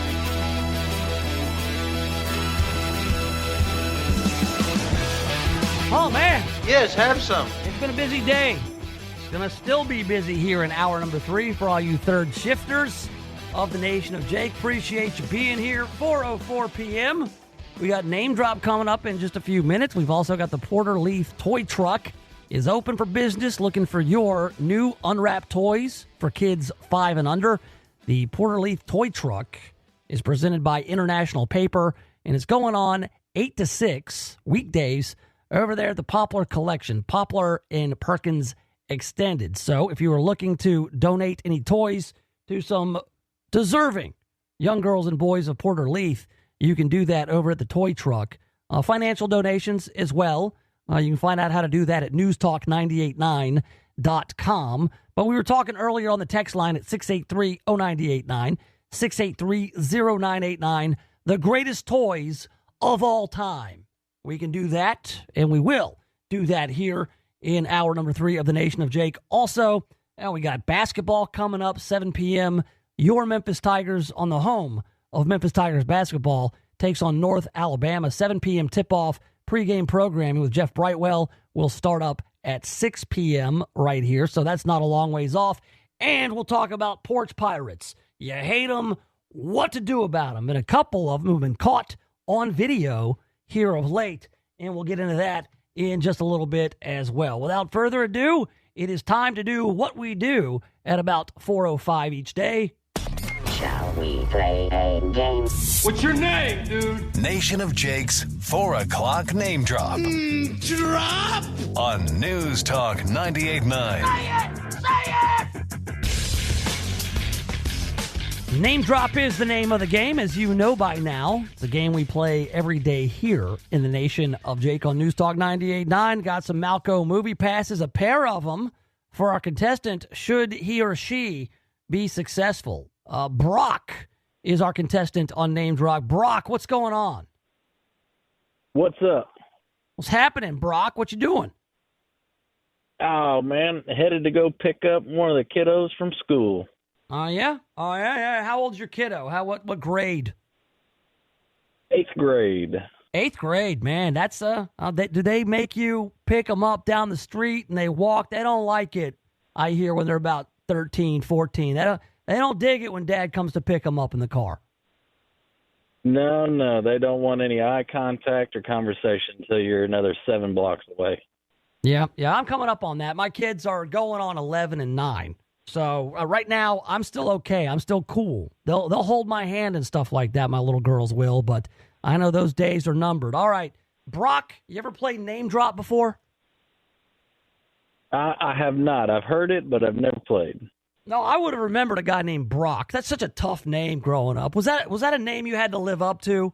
Because Brock is such a cool and tough name. It does make you put your pants on a little different in the morning. Yeah. So Brock, are you tough and cool? Like, did you play football? A guy named Brock has to play football, right? That I did. Yeah, see? Baseball, football, basketball. And you were like the best at everything, weren't you, Brock? Jack of all trades, master of none. Yeah, same way. All right, Brock, here we go. Name Drop's a simple game. I'm going to play this audio clip. Now, this is somebody who was in the news today. All right, now you're going to listen to the audio clip, and then afterwards, you identify who is speaking in the clip, and you drop their name. And if you're correct, you're going to win the Malco Movie Passes. If you are incorrect, I will Willy Wonka you, I will Hank Hill you, and I will kick you off the phone and embarrass you in front of everyone, including your 8th grade child. Are you cool with that? Perfect. All right, are you ready, Brock? I am ready. All right, he is tough, he is cool, and he is ready. Here's your clip. Seems to me that there's a cloud of illegitimacy that continues to hang over 1600 Pennsylvania Avenue, and that patriotic Americans have a responsibility to try to figure out what the heck happened in terms of the malignant tumor that seemed to have been embedded in that 2016 campaign. Russia interfered with our election, attacked our democracy for the sole purpose of artificially placing someone at 1600 Pennsylvania Avenue. They were successful. All right, Brock, drop that name. I'm going to be honest with you. I am at a loss for words or names in that. Drop a name, regard. any name. Any name you want to drop. Make up a name. Benjamin Netanyahu.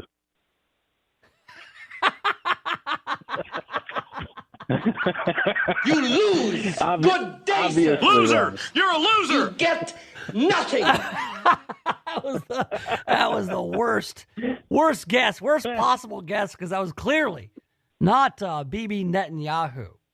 You should have said Yahoo Serious. You would have been closer. All right, Brock, you are tough, you are cool, but you are also a loser. You're a loser. You gotta go. Somebody want to steal that one. That one's a tough one. That's a tough one. That's somebody who is definitely in the news today, but not somebody whose voice you hear a lot. But I know there's some news junkie out there who's been reading the headlines, who's been listening to the Fox News top and bottom of the hour reports that you hear right here on News Talk 98.9, The Roar of Memphis. So I believe Jeff. Is Jeff in queue? Does Jeff want to take a shot at this? Jeff, what's up? What's going on, man? What's happening, Jeff? Are you able to steal? If you didn't know it, would you have hung up, or are you a brave? You're brave, Jeff. No, I'm gonna be a brave one today, but I think I'll take the chocolate bar without the golden ticket. Okay, go. Drop it. Man, Kanye West. You lose. Good day, sir. You get nothing. Nope, that's not Kanye West. Loser! You're a loser! Sorry, Jeff. A very courageous move by you to hang on, because most people, if they didn't know it, Jeff, would just drop off the line. They'd say, no way. I don't want to embarrass myself. Yeah, I was listening to the show earlier and definitely didn't think it was going to be who that was. Yep. You're no coward, though. You can rest on your laurels. All right. We'll talk to you later. Get, Jeff. All right. 683-0989. 683-0989. Scott is here. Scott, what are you doing, Scott? I'm going to go for my third chance at this, so I've got this one. Oh, you got this one. See, hold on a second. I'm not going to say this is artificial or illegitimate, Scott, but I will say it's a lot easier if you've heard the clip and then decide to call. All right? I don't want your win to be tainted, but I will say this. It's not as impressive as what Brock and Jeff just did. Those guys showed some real heart. Brock, who is tough and cool, and Jeff, who is not a coward. But Scott, it doesn't make the win any less legitimate, but it is a little bit tainted. Go ahead and drop the name, Scott. Well, it sounds like Dr. Ben Carson, and it's also like if I won my last game of the World Cup and still don't advance. So, like that. All right, we'll drop the name. Dr. Ben Carson. Okay, you said it sounds like him, but also that's a... You lose. Good day, sir. That's wrong. That's the wrong thing, too. Here we go. You get nothing. It's not Dr. Ben Carson. Dr. Ben Carson was the Housing and Urban Development Secretary. He would not be calling out an artificially installed president. Sometimes context is your friend. Hey, Scott, you are over. Are you a loser? How many times have you lost? I didn't listen to it. I just thought it was Ben Carson. Oh, okay. All right, well. Loser! You're a loser! Get next time, Scott. Next time. Anybody else? Alex, are you here? Are you going to save us? Save the segment? I think I can. Okay, cool. Do you need to hear the clip again? No, I think I got it. All right, drop that name, Alex. Is it Hakeem Jeffries?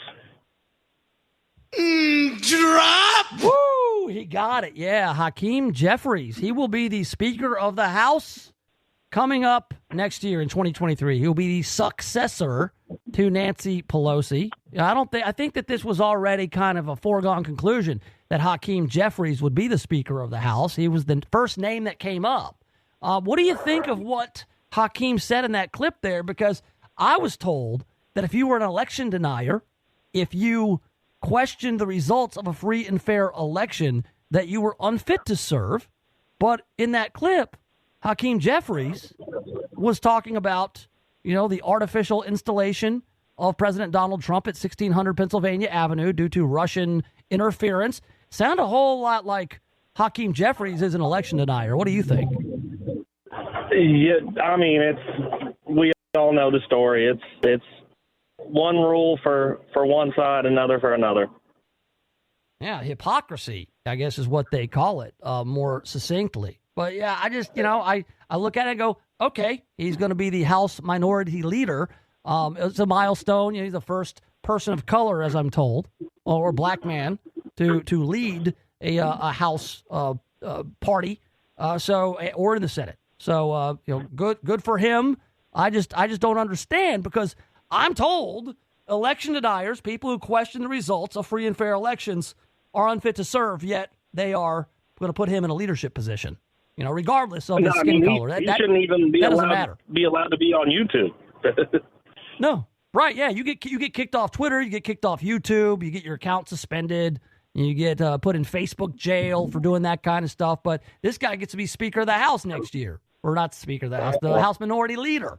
So he gets to take over for Nancy Pelosi. She's gonna take a back seat, go sit on the back bench, and maybe be some sort of, I guess, resource for Hakeem Jeffries. You know what, though? He's not even a top 5 Hakeem. I mean, how many Hakeems do you know? That's Hakeem the only Hakeem, Olajuwon. and I didn't.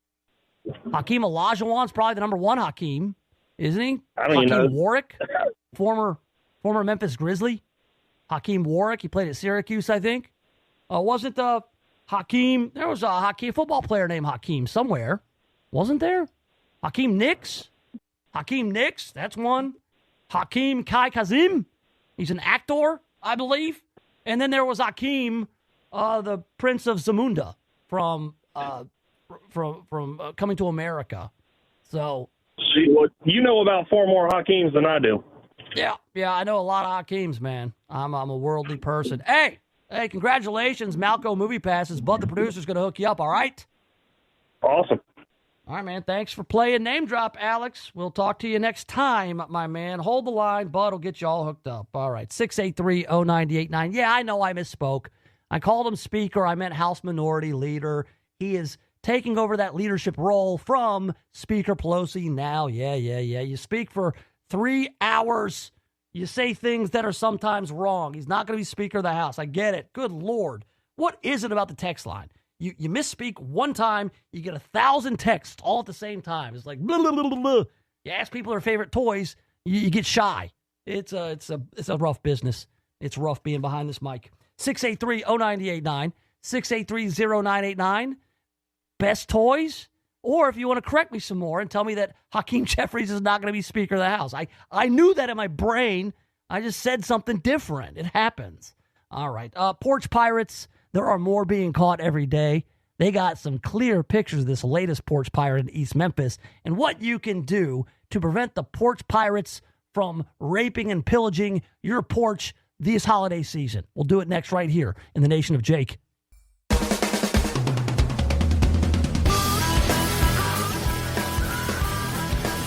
right, welcome back to it. Yes, have some. The Nation of Jake, News Talk 98.9, the roar of Memphis. 683-0989, 683-0989. That is the Rick's Powder Coating text line. Got this Porter Leaf toy truck. It is happening. Today is the first day. Open from 8 to 6 weekdays over at the Poplar Collection. You know where that is. You know where it is. It's at Poplar and Perkins Extended. All right, you go over there, take an unwrapped, brand new toy for a kid 5 and under. That's what they're trying to provide for this holiday season. It's all presented by International Paper, and I wanted to hear from you, what are the greatest toys of all time? Some of the best ones. You know, don't tell Lynn Neal this, but the Evel Knievel motorcycle, that was a top-notch toy. Yeah, Yogi on the text line sent in that one, and that is kind of an end-all, be-all. The stunt cycle, and it's branded as Evel Knievel. Don't tell Lynn Neal about that, though. Don't tell him we brought it up. There's some little bad blood between those guys. So the greatest toys of all time on the Rick's Powder Coating text line, 683-0989. You might have some toys delivered to the house. That's where a lot of people are doing these days. You know, the days are over of the old Sears catalog. God, remember the catalog?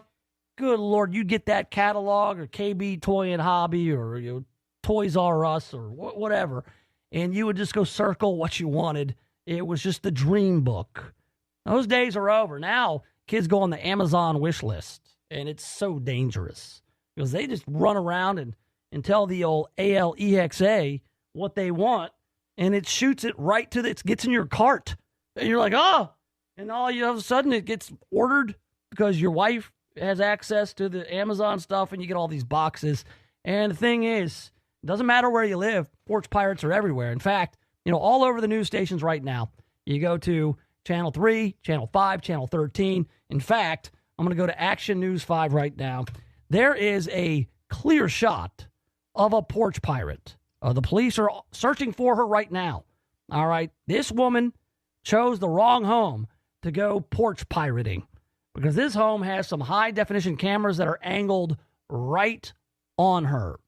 Police are searching for a person accused of stealing a package off a porch in Cordova. This is just from 45 minutes ago. Memphis Police Department responded to a theft at the home on Phillips Road. A video surveillance showed a gold 4-door Chevy Malibu pull up in the driveway. The suspect then walked up to the porch and grabs a package to get back in the car and drive away. The thing about it is that Memphis is a big, small town. Somebody knows who this woman is. The photos are clear. They are up close. They show both her face and her large body and her vehicle in her car, and she is clearly walking off that porch with a package that is not hers. So what I did is I cross-referenced, and I went over to the Facebook pages for Fox 13 and Action News 5. They have not posted this story to Facebook. That's exactly how they're going to know who it is.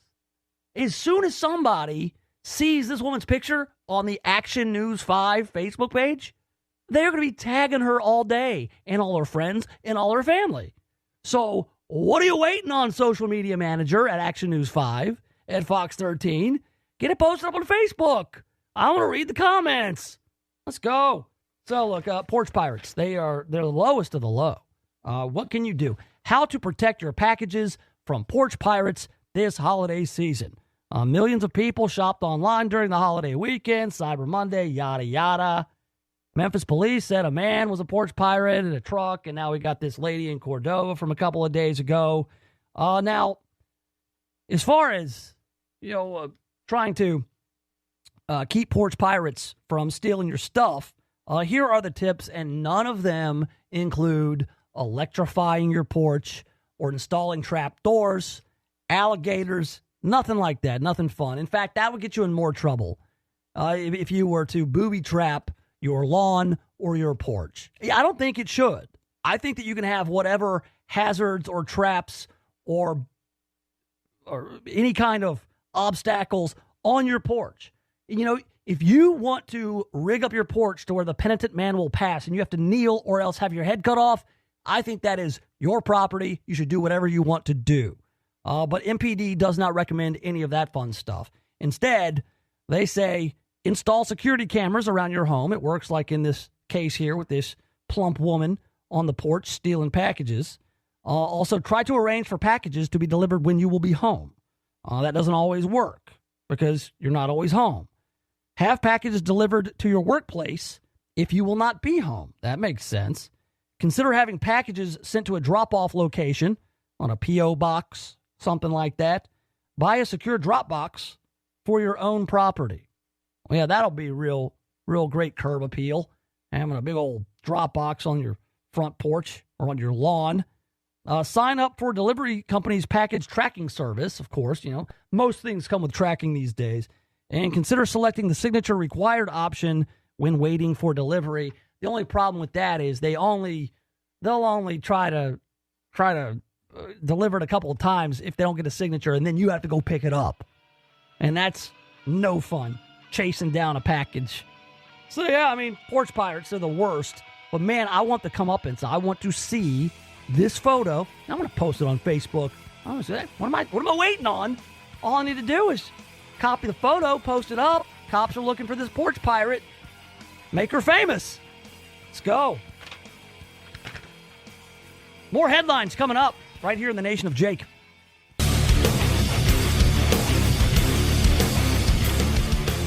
All right, welcome back. Yes, have some. All right, the Nation of Jake, News Talk 98.9, the roar of Memphis. Appreciate you being here. Got a lot going on today.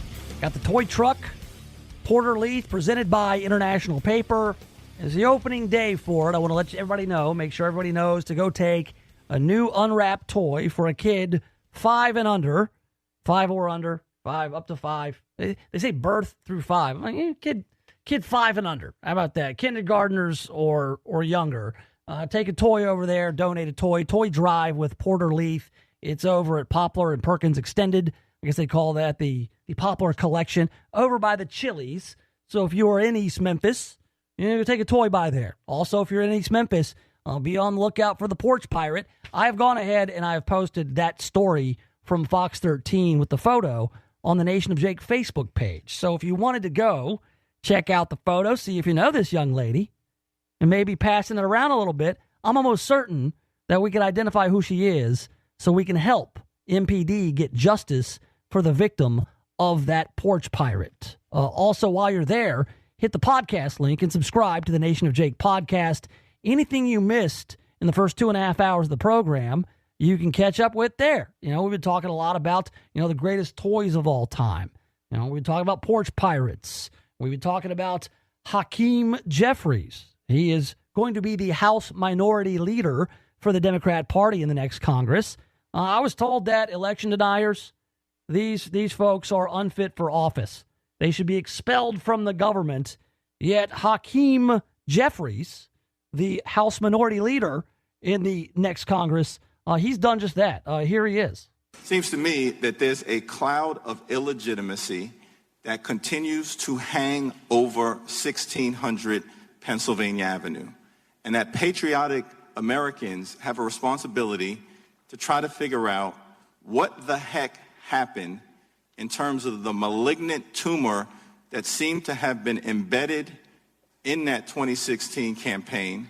Russia interfered with our election, attacked our democracy for the sole purpose of artificially placing someone at 1600 Pennsylvania Avenue. They were successful. Guys like Hakeem Jeffries spent 4 years denying the results of a free and fair election, Russian interference, whatever, the election was rigged. Oh, but now he's in a leadership position in Congress. Whereas everybody else, if they even question, there was some funny stuff that went on in 2020. There was the Hunter Biden laptop story that was suppressed by Twitter and other social media sites. There was some funny business on election night. There were burst pipes in Atlanta. There was all kinds of problems up in Pennsylvania. Oh, you're an election denier, insurrectionist. You should be expelled from society. But when we do it, it's okay. We're going to give ourselves leadership positions. Pretty amazing. That's one of the national stories going on. The other big national story is the railroad strike. Now, the deadline is December 9th. So things, I guess, were getting a little bit too hot for Joe Biden. They had a tentative deal before the midterms, and I guess four of the 12 unions rejected that after the midterms. And so, the union workers, they're ready to go on strike. But that is going to hurt Joe Biden politically.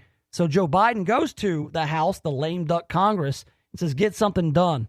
Now, forget about the union guys. Get something passed, because we cannot have a rail shutdown. Because if we do that, that is really going to hurt the economy, and it's really going to be bad for the Biden administration politically. And so now the unions are upset with Joe Biden, but in 2 years, nobody's going to remember. And so we'll just be, we will have forgotten about the railroad strike that wasn't. But we'll see. We'll see. We'll have to. Look, I don't want there to be a strike. I don't want there to be, a $2 billion daily hit to the economy. I don't want to see people out of work. I don't want to see people suffering. I don't want to see further supply chain problems and shortages. But this is all very political. Joe Biden, he will be a union man until it is inconvenient for him, and then he will say, the hell with the unions. Let's just get this done. And so that's kind of what is going on. The unions are upset because this is being forced upon them. Their leverage is being taken away, and it's been done at the direction of President Biden. So that's some national stuff that's going on. More locally, we've hit this a couple times. This is a surprise to no one. Wanda Halbert, Shelby County Clerk, will not have the Riverdale office open by the December 1st deadline that she soft deadline that she set for herself. This organization has never failed. Never failed. The October 31st deadline, that is long gone. Then she said that she was going to let us know when the new deadline was going to be. Soft deadline, end of November, early December, just whenever. We are going to immediately notify you all when we are ready or close to even being ready. And that should be no later than the end of the month, 1st of December. Well, today's the end of the month. No Shave November is all but over. Just a few hours remain this month. And tomorrow the calendar turns to December. And I highly doubt that Shelby County Clerk's office is going to be open tomorrow. Maybe she'll surprise me. Hell, it's never failed. That office has never failed. They never had a backlog. We've never had a backlog. Never had a backlog. They're not fools. We are not fools in this office. We are government officials. So that's really not a surprise to anybody. And there are long lines still everywhere. It's a little less egregious than it was, but I still see on Facebook everywhere, You know, Handsome Rob just the other day. Handsome Rob's got like 10 cars. So he's like always at the county clerk's office trying to get tags for him. The guy, he's got like 10 cars. Everybody in the neighborhood kind of complains about it. But Handsome Rob, he's always, you know, posting his photos of being in line. People are rude, such attitudes. And so as far as the long lines go, they still persist. I cannot explain the long lines. No, but she's never failed. She can't explain it. But so yeah, it gets a little bit tiring there. When do you think it's going to open? When do you think that the new Shelby County Clerk's office is going to open? I mean, do you think it'll be sometime in December? Do you think it'll be in January? I mean, the safe bet is just saying it's going to be open in 2023. They're still staffing it. They've still got the IT guys, the Department of Homeland Security. I mean, every excuse in the book. Look, you have to set up an agenda. Who's going to do what by when? And you hold people to account. But nobody holds Wanda Halbert to account because, again, she's not somebody with a boss. I'm a government official. I am not an employee with a job who has to go to a boss and ask for approval. Well, Representative Mark White here from Germantown, he is planning to file legislation to make it easier to recall elected county leaders by requiring only 1% of registered voters instead of 5% to get a recall election going. So, I mean, all you would really have to do to get the 5,600 signatures to recall Wanda Halbert, should this legislation pass, is just to go to the lines every day and just say, hey, you want to recall the Shelby County Clerk, Wanda Halbert, who has you waiting in these long lines? And just every one of those people just sign off, because you know they will. All right, so that is ongoing. We'll keep an eye on when. And by the way, the Riverdale office, this is not like an additional office. This is not like a new office. This is a replacement office because the Germantown office on Exeter had to close down because Wanda Halbert forgot to sign the lease on it.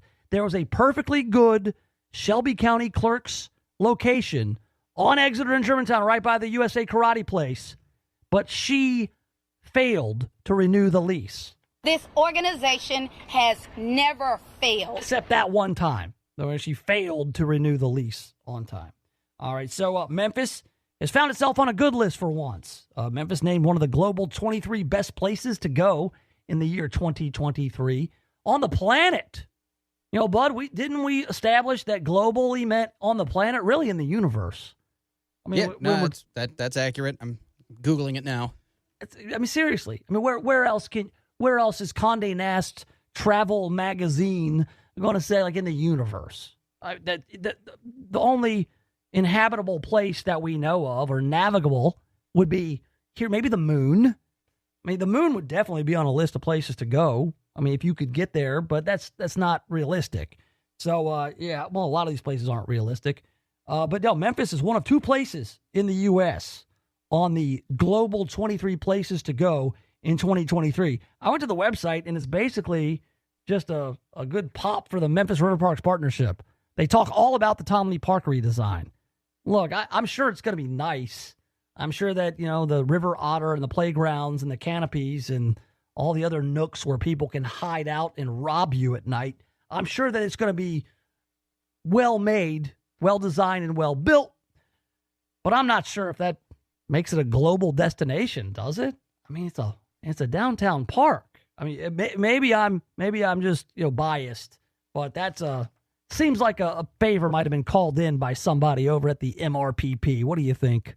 You think Carol Coletta called her friends over at the Condé Nast Travel Magazine website and said, hey, I need a favor. This park redesign, we're getting a lot of bad press because we're screwing over Memphis in May, and all the barbecue teams and Music Fest might suffer. So we need somebody to give us a little pop, you know? Can you make us a global destination in your next blog, please? They did. That's wild. Oh, yeah, then we got our crime stories. You know, we don't go a day without chronicling the crime in Memphis, but some of these are just insane. These stories are wild. A guy threw a toddler around twice. There was some sort of dust up at some apartment where somebody, I guess, got their feelers hurt. This Amber Jamison, she was asked to leave because she was acting a fool, and I guess she got offended, and she called some people over, and the three of them decided to terrorize the occupants of this apartment, including a 2-year-old, got thrown twice across a room. And I thought to myself, there are things that are very difficult to do. It's difficult to, say, jump from a high dive if you're scared of heights, right? It's difficult. Like, I think that Trisha on the text line, she said, yeah, it's impossible to drown yourself willingly. Like, you would have to go through a lot to drown yourself. You would have to, it's very hard to do. I think that, like, throwing a baby, a toddler, a baby, a 2-year-old, whatever you call, I guess a toddler, that would be very difficult. For Bud, do you think you could bring yourself to throw a baby? No, man, not even a toddler, unless it was like, I'm throwing the baby in the pool, I'm throwing the baby in the bounce house, I'm throwing the baby onto the trampoline, in a very controlled environment, throwing. I threw my kid up in the air and catch my kid, but I would never, like, take the kid and just hurl the kid like a discus across a room into a wall. But apparently that's what this guy did, because this guy was also pistol whipping folks. So that sounds like a pretty scary situation, and all those responsible for theft, for assault, they should all be punished, the old fullest extent of the law. Oh, Amber Jamison, the one who started all this, she's still on the loose. There's a warrant out for her arrest. I don't know if the baby thrower they got. They've got the baby thrower. So that's good. But still, you can't go around throwing babies. We got a guy in the U of M area on campus. This is like a cartoon, like Dumbest Criminals. Police say a man was in a stolen vehicle. Then he hit a university cop car. And then he tried to flee from the accident. And then I guess all his catalytic converters and guns started falling out of his pockets. And so he is in a whole heap of trouble. His name is James Cone, age 34, of Hernando, Mississippi, coming from south of the border up to Memphis to commit some crimes. That's no good. He is a catalytic converter thief, and he is going to be charged as such. He's being held on $10,000 bond, scheduled to be in court on December 13th. Then we got, this is insane. This is wild. A pack of dogs is accused in 2 attacks and 1 death in West Memphis. A man is dead. He was found in a ditch having been attacked by dogs back on November 8th around 1 a.m. He was bleeding, he was injured, and later died of his wounds. Another incident, 8 days later, also around 1 a.m., near the same address where all these dogs, I guess, were housed or not. A woman was attacked. She had large chunks taken out of her ankle. She was scared to death. She was traumatized by the attack, and she's in the hospital. She was taken to Regional 1 because she was attacked by a pack of insane dogs. I can't call them wild dogs because they actually belong to somebody. Animal control over in West Memphis finally got around to taking the dogs away, or the owners surrendered the dogs, but 10 dogs coming after you. You got no shot. I mean, unless it's all corgis, you could probably make quick work of 10 corgis or get away. But if these are big dogs of any size, any kind of aggressive breeds, 10 of them, no way. 683-0989, 683-0989. If there's anything on your mind on the Rick's Powder Coating text line, we got some activity working right now. We'll get to your text on the text line. And also, Bud the producer is going to try to break the record for the longest goal call in soccer history. We could make history, and we'll do it next right here in the Nation of Jake.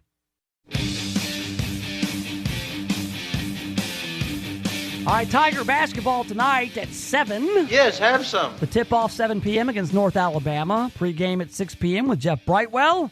So we got sports tonight. You going to be in studio for that one, Bud? I sure am. I'll be here until 10 o'clock tonight. So, yeah, get your sports chops, man. You need to learn from the best on the call with Dave Woloshin and the crew. All right, so Saturday, I believe, is the next World Cup match, the knockout round.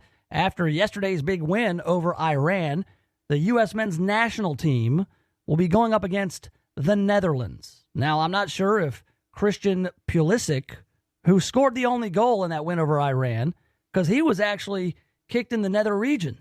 So depending on Mr. Pulisic's nether regions, he may or may not play against the Netherlands. Just get that straight. We're talking about nether regions and Netherlands. All right, so the goal yesterday, we had the clip from Fox, and it was a fine call by a couple of Americans with the soccer call. But you got to go worldwide because this is a worldwide event, the old World Cup, and you got to find the Latin guys. You got to find the Spanish-speaking broadcasters to really sell a goal and how big a deal it was in that game against Iran. Otra vez Taylor. Para Weston McKinney. Se mete Serginho. Vino para Serginho Dest. El toque medio posición. ¡Gol!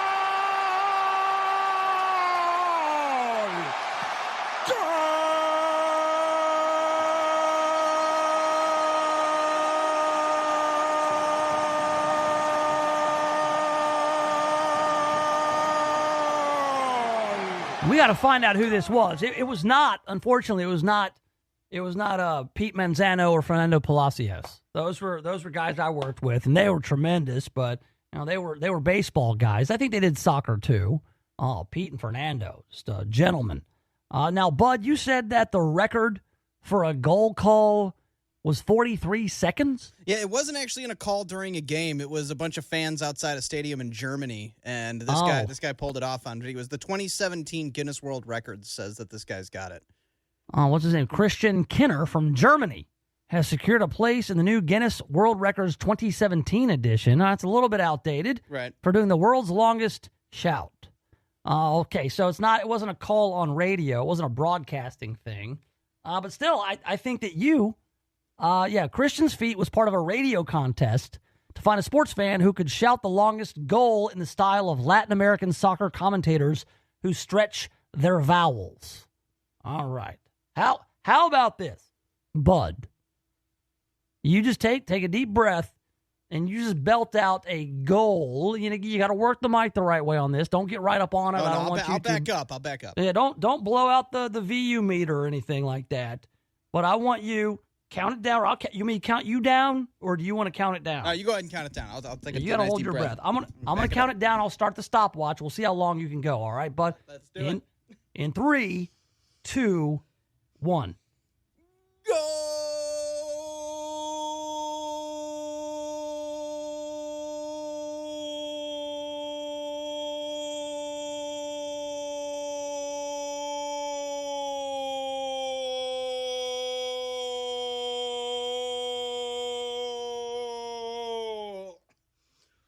That wasn't bad, dude. That wasn't bad. You know how long that was? How long seconds? did it feel? If you had to guess. 8 you had seconds. To guess. How many? 8 seconds. What are you, a bull rider? I don't know. Oh, what are you? Was Luke Perry? 8 seconds? No, man, that was 21.47 seconds. Oh, look at me go. 21 That's seconds. almost got half the record. I'll take it. Almost half the record. You know what? You're in the half-ass book of Guinness World Records. I'll put you in there. All right, let me try this. Hold on. I don't know, man. The excitement. Here we go. 3, 2, go!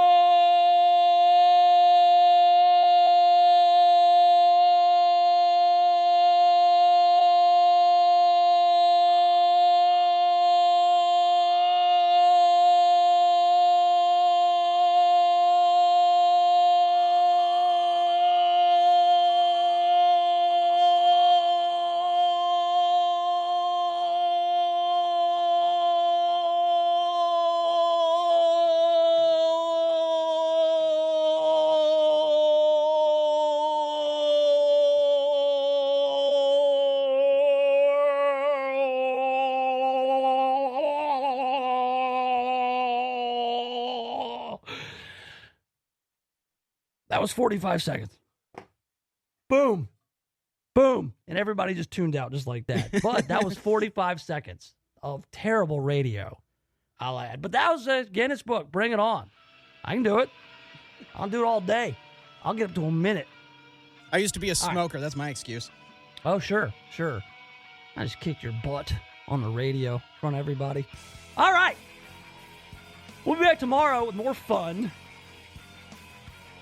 Do the toy truck thing. Porter Lee Toy Truck presented by International Paper, Poplar Collection, Poplar and Perkins Extended. Get on over there, 8 to 6, Monday through Friday, 8 to 3 on Saturdays. So long. Thanks for all the fish.